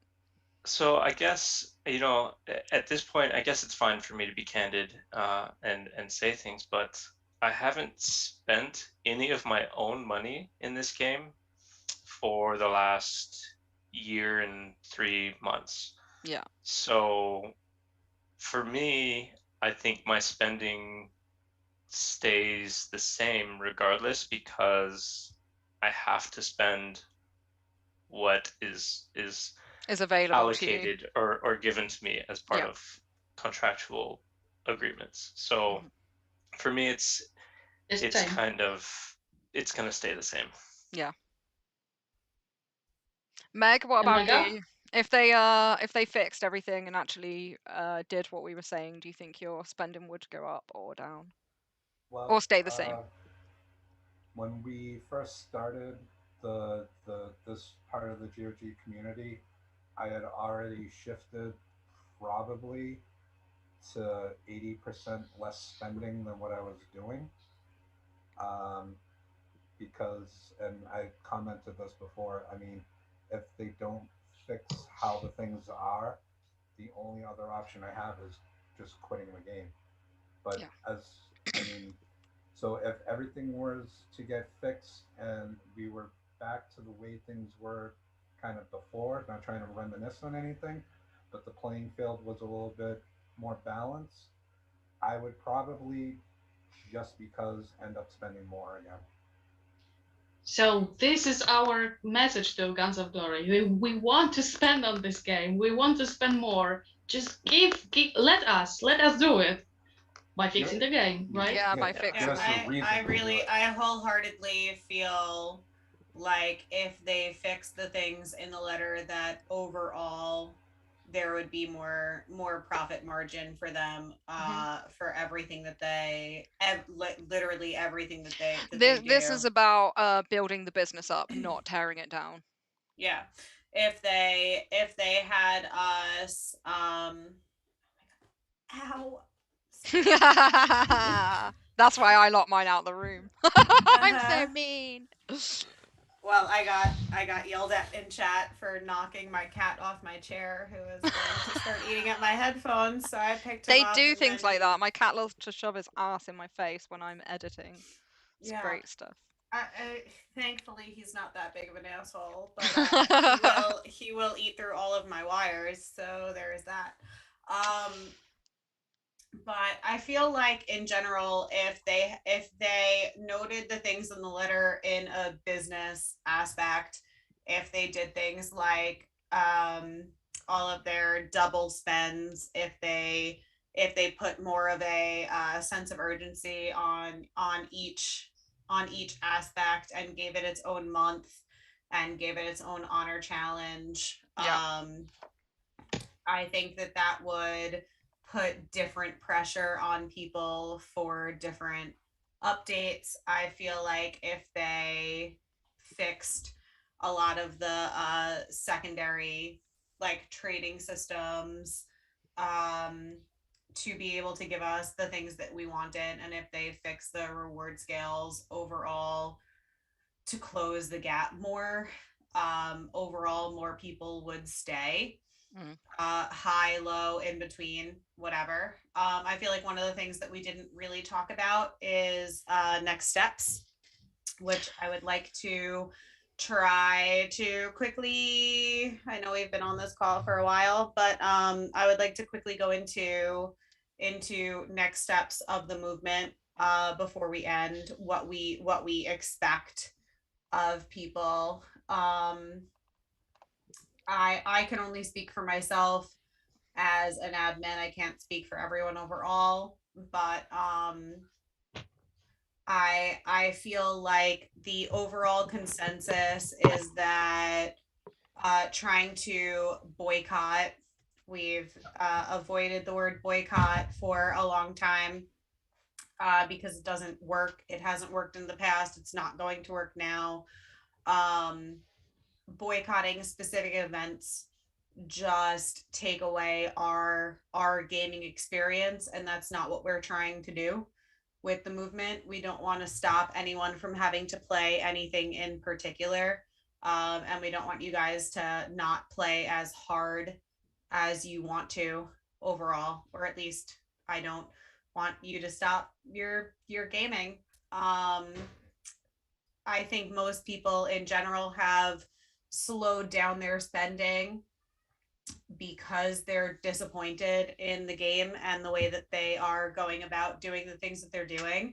And where I encourage people slowing down their spending, I am also not telling people to stop spending overall or completely. Because that's just not the game that we play. Again, like Muffin said, we're not trying to make this game free to play. We understand that in order to play it, you're going to have to spend money, and I'm not stopping or asking anyone to stop spending overall. What actions that I would like to see happen are targeted things as a community to prove a point after the next update comes out. So basically, one of the things that GOG has said to us, and one of the things that we have understood as a community overall, is that it's not plausible to expect them to do anything anything major from this last update. And that the biggest takeaway for whether or not they're listening is going to be the next major update that comes out, and how they handle that update, which I think, any of you can correct me if I'm wrong, I think would be coat of arms. Yeah, Yes, no, someone nod. Yeah. Yeah, coat of arms. Yeah, and then be. probably guard Yes. weapon. Yeah. Yeah, so I'm gonna say the next big update should be coat of arms, and how they handle that update is really going to tell us whether or not they're listening overall.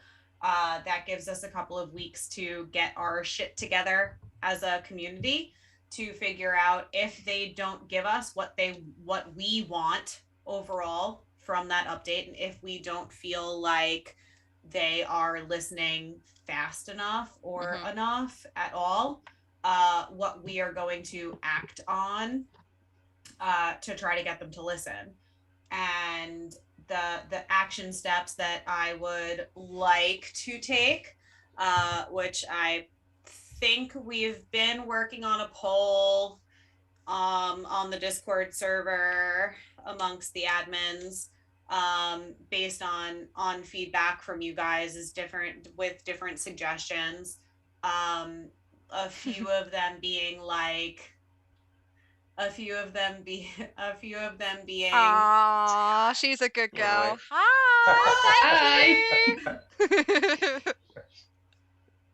So cute. Oh, bless her. A few of them being like target $10 packs specifically, instead of saying overall a general no spend, don't spend, try to cut spending, saying for 1 week we are going to target this specific pack. Buy whatever the fuck you want that doesn't have to do with this pack. Do what you need to do for your castle for anything that isn't this one particular pack, but please, for a solid week, try to not buy this pack and see what happens. We've talked about a possible 1-star reaction push, so voting the game as a whole as 1-star. If you've rated them 1-star before, going back in the week that we're doing that and re-voting them downward. I have randomly talked about the chance of us downloading and then uninstalling and then voting 1-star for their new game that's coming out. I think that would cause a really, really, really big impact, although I don't know if that's something that we want to do as a community, is like tank their new game. Well, I think that we need to tread carefully, because taking the douche road is not the high road, and it could end up backfiring. Correct. So it's an option, but definitely a more of a putting ourselves out there and like really being dicks about it. Yeah. So whether or not we want to go like that route, or just voting Guns of Glory as a whole with like 1-star and trying to figure that out. We have also talked about a blackout overall. Yeah, that's my favorite idea. I have been pushing from the start for a 24-hour blackout. I think that it is something that all players can do comfortably. I would just say though, if we do decide to do that, people are not going to want to lose their login streak, me included. So potentially we would have to do it at like 5 past reset until 5 past reset.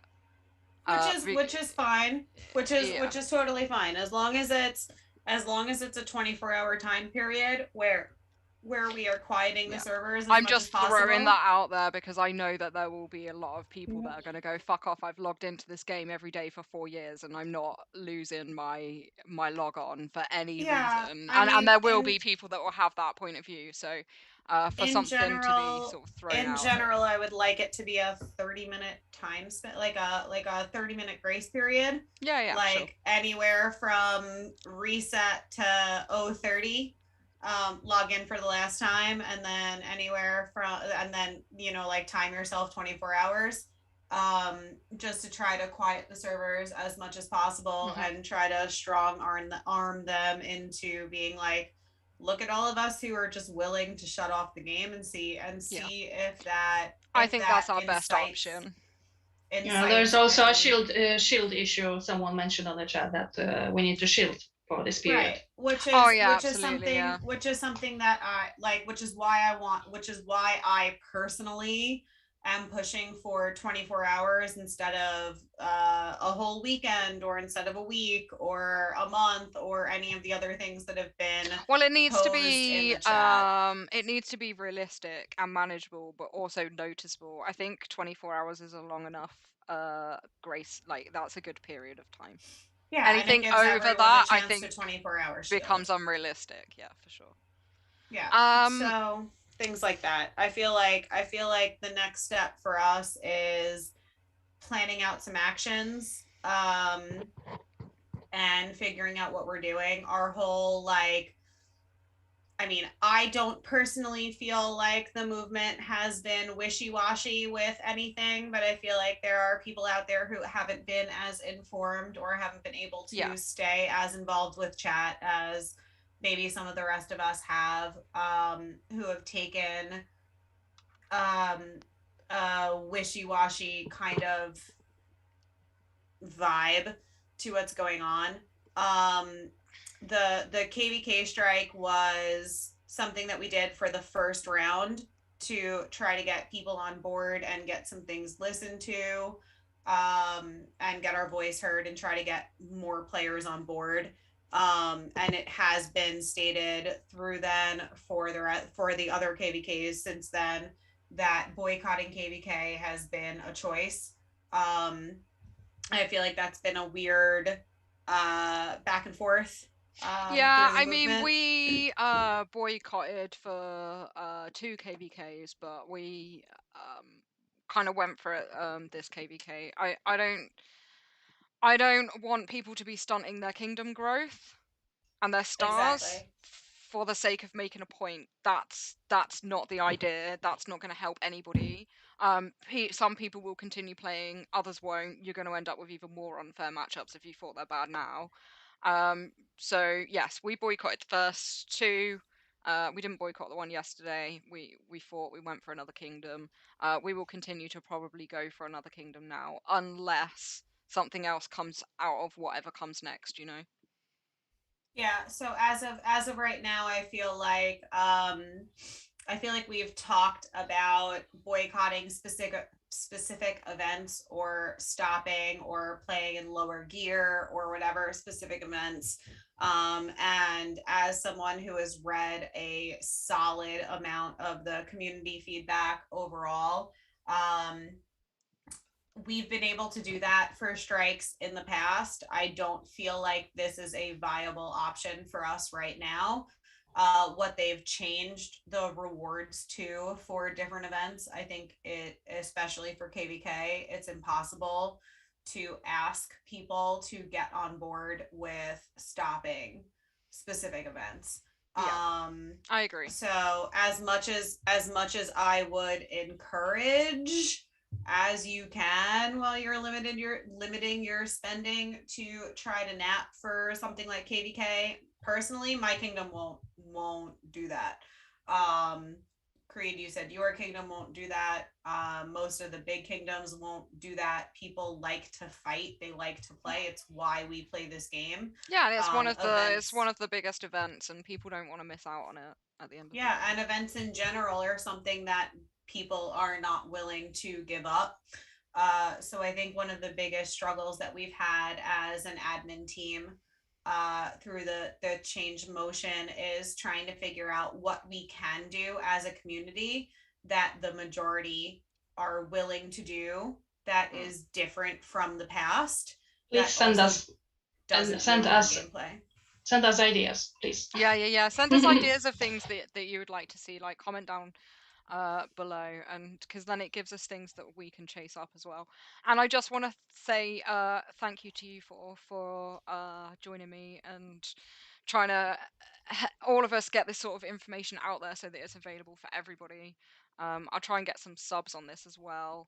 And obviously throughout this, different ones of us have mentioned videos that we've done. We'll make sure that all of those go down in the description box so that they're there for everybody. Key's videos with his drop rates and stuff would be really, really interesting to see because I don't think I saw those before. Some of Muffin's videos and Viz's as well. So we'll get all those down in the link. That'll be lovely jubbly. We'll wrap it up because this is going to get split into like 20 videos.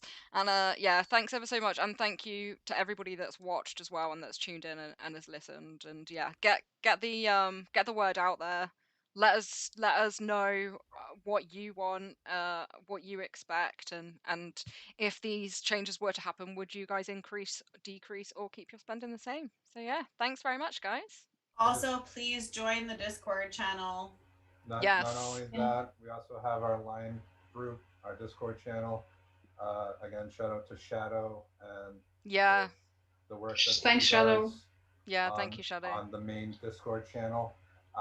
My biggest thing that I want to see is more details and requests, more details from GOG as to far as what they're doing.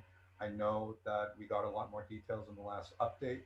We weren't really expecting anything to change for this last update when the gens came out. We knew the gens were going to still come out, so we're looking forward to see what happens on the upcoming update. Yeah. That's all I have to say. And that'll be monitored. Yes. Oh God, yes. Key, any last words from you, buddy? We'll let you enjoy your sandwich. Yeah, I haven't really started eating it yet. But, I hope that I will still be around. We hope so too.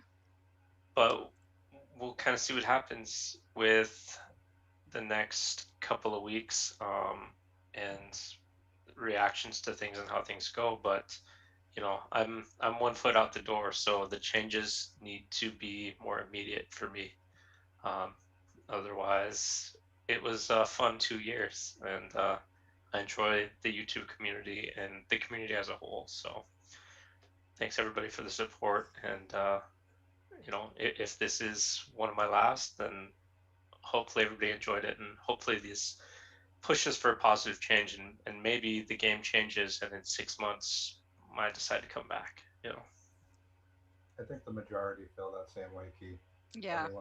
Everyone's got that 1 foot right now with the way everything's going. And, you know, that's totally everyone's own decision. This is the last ditch attempt.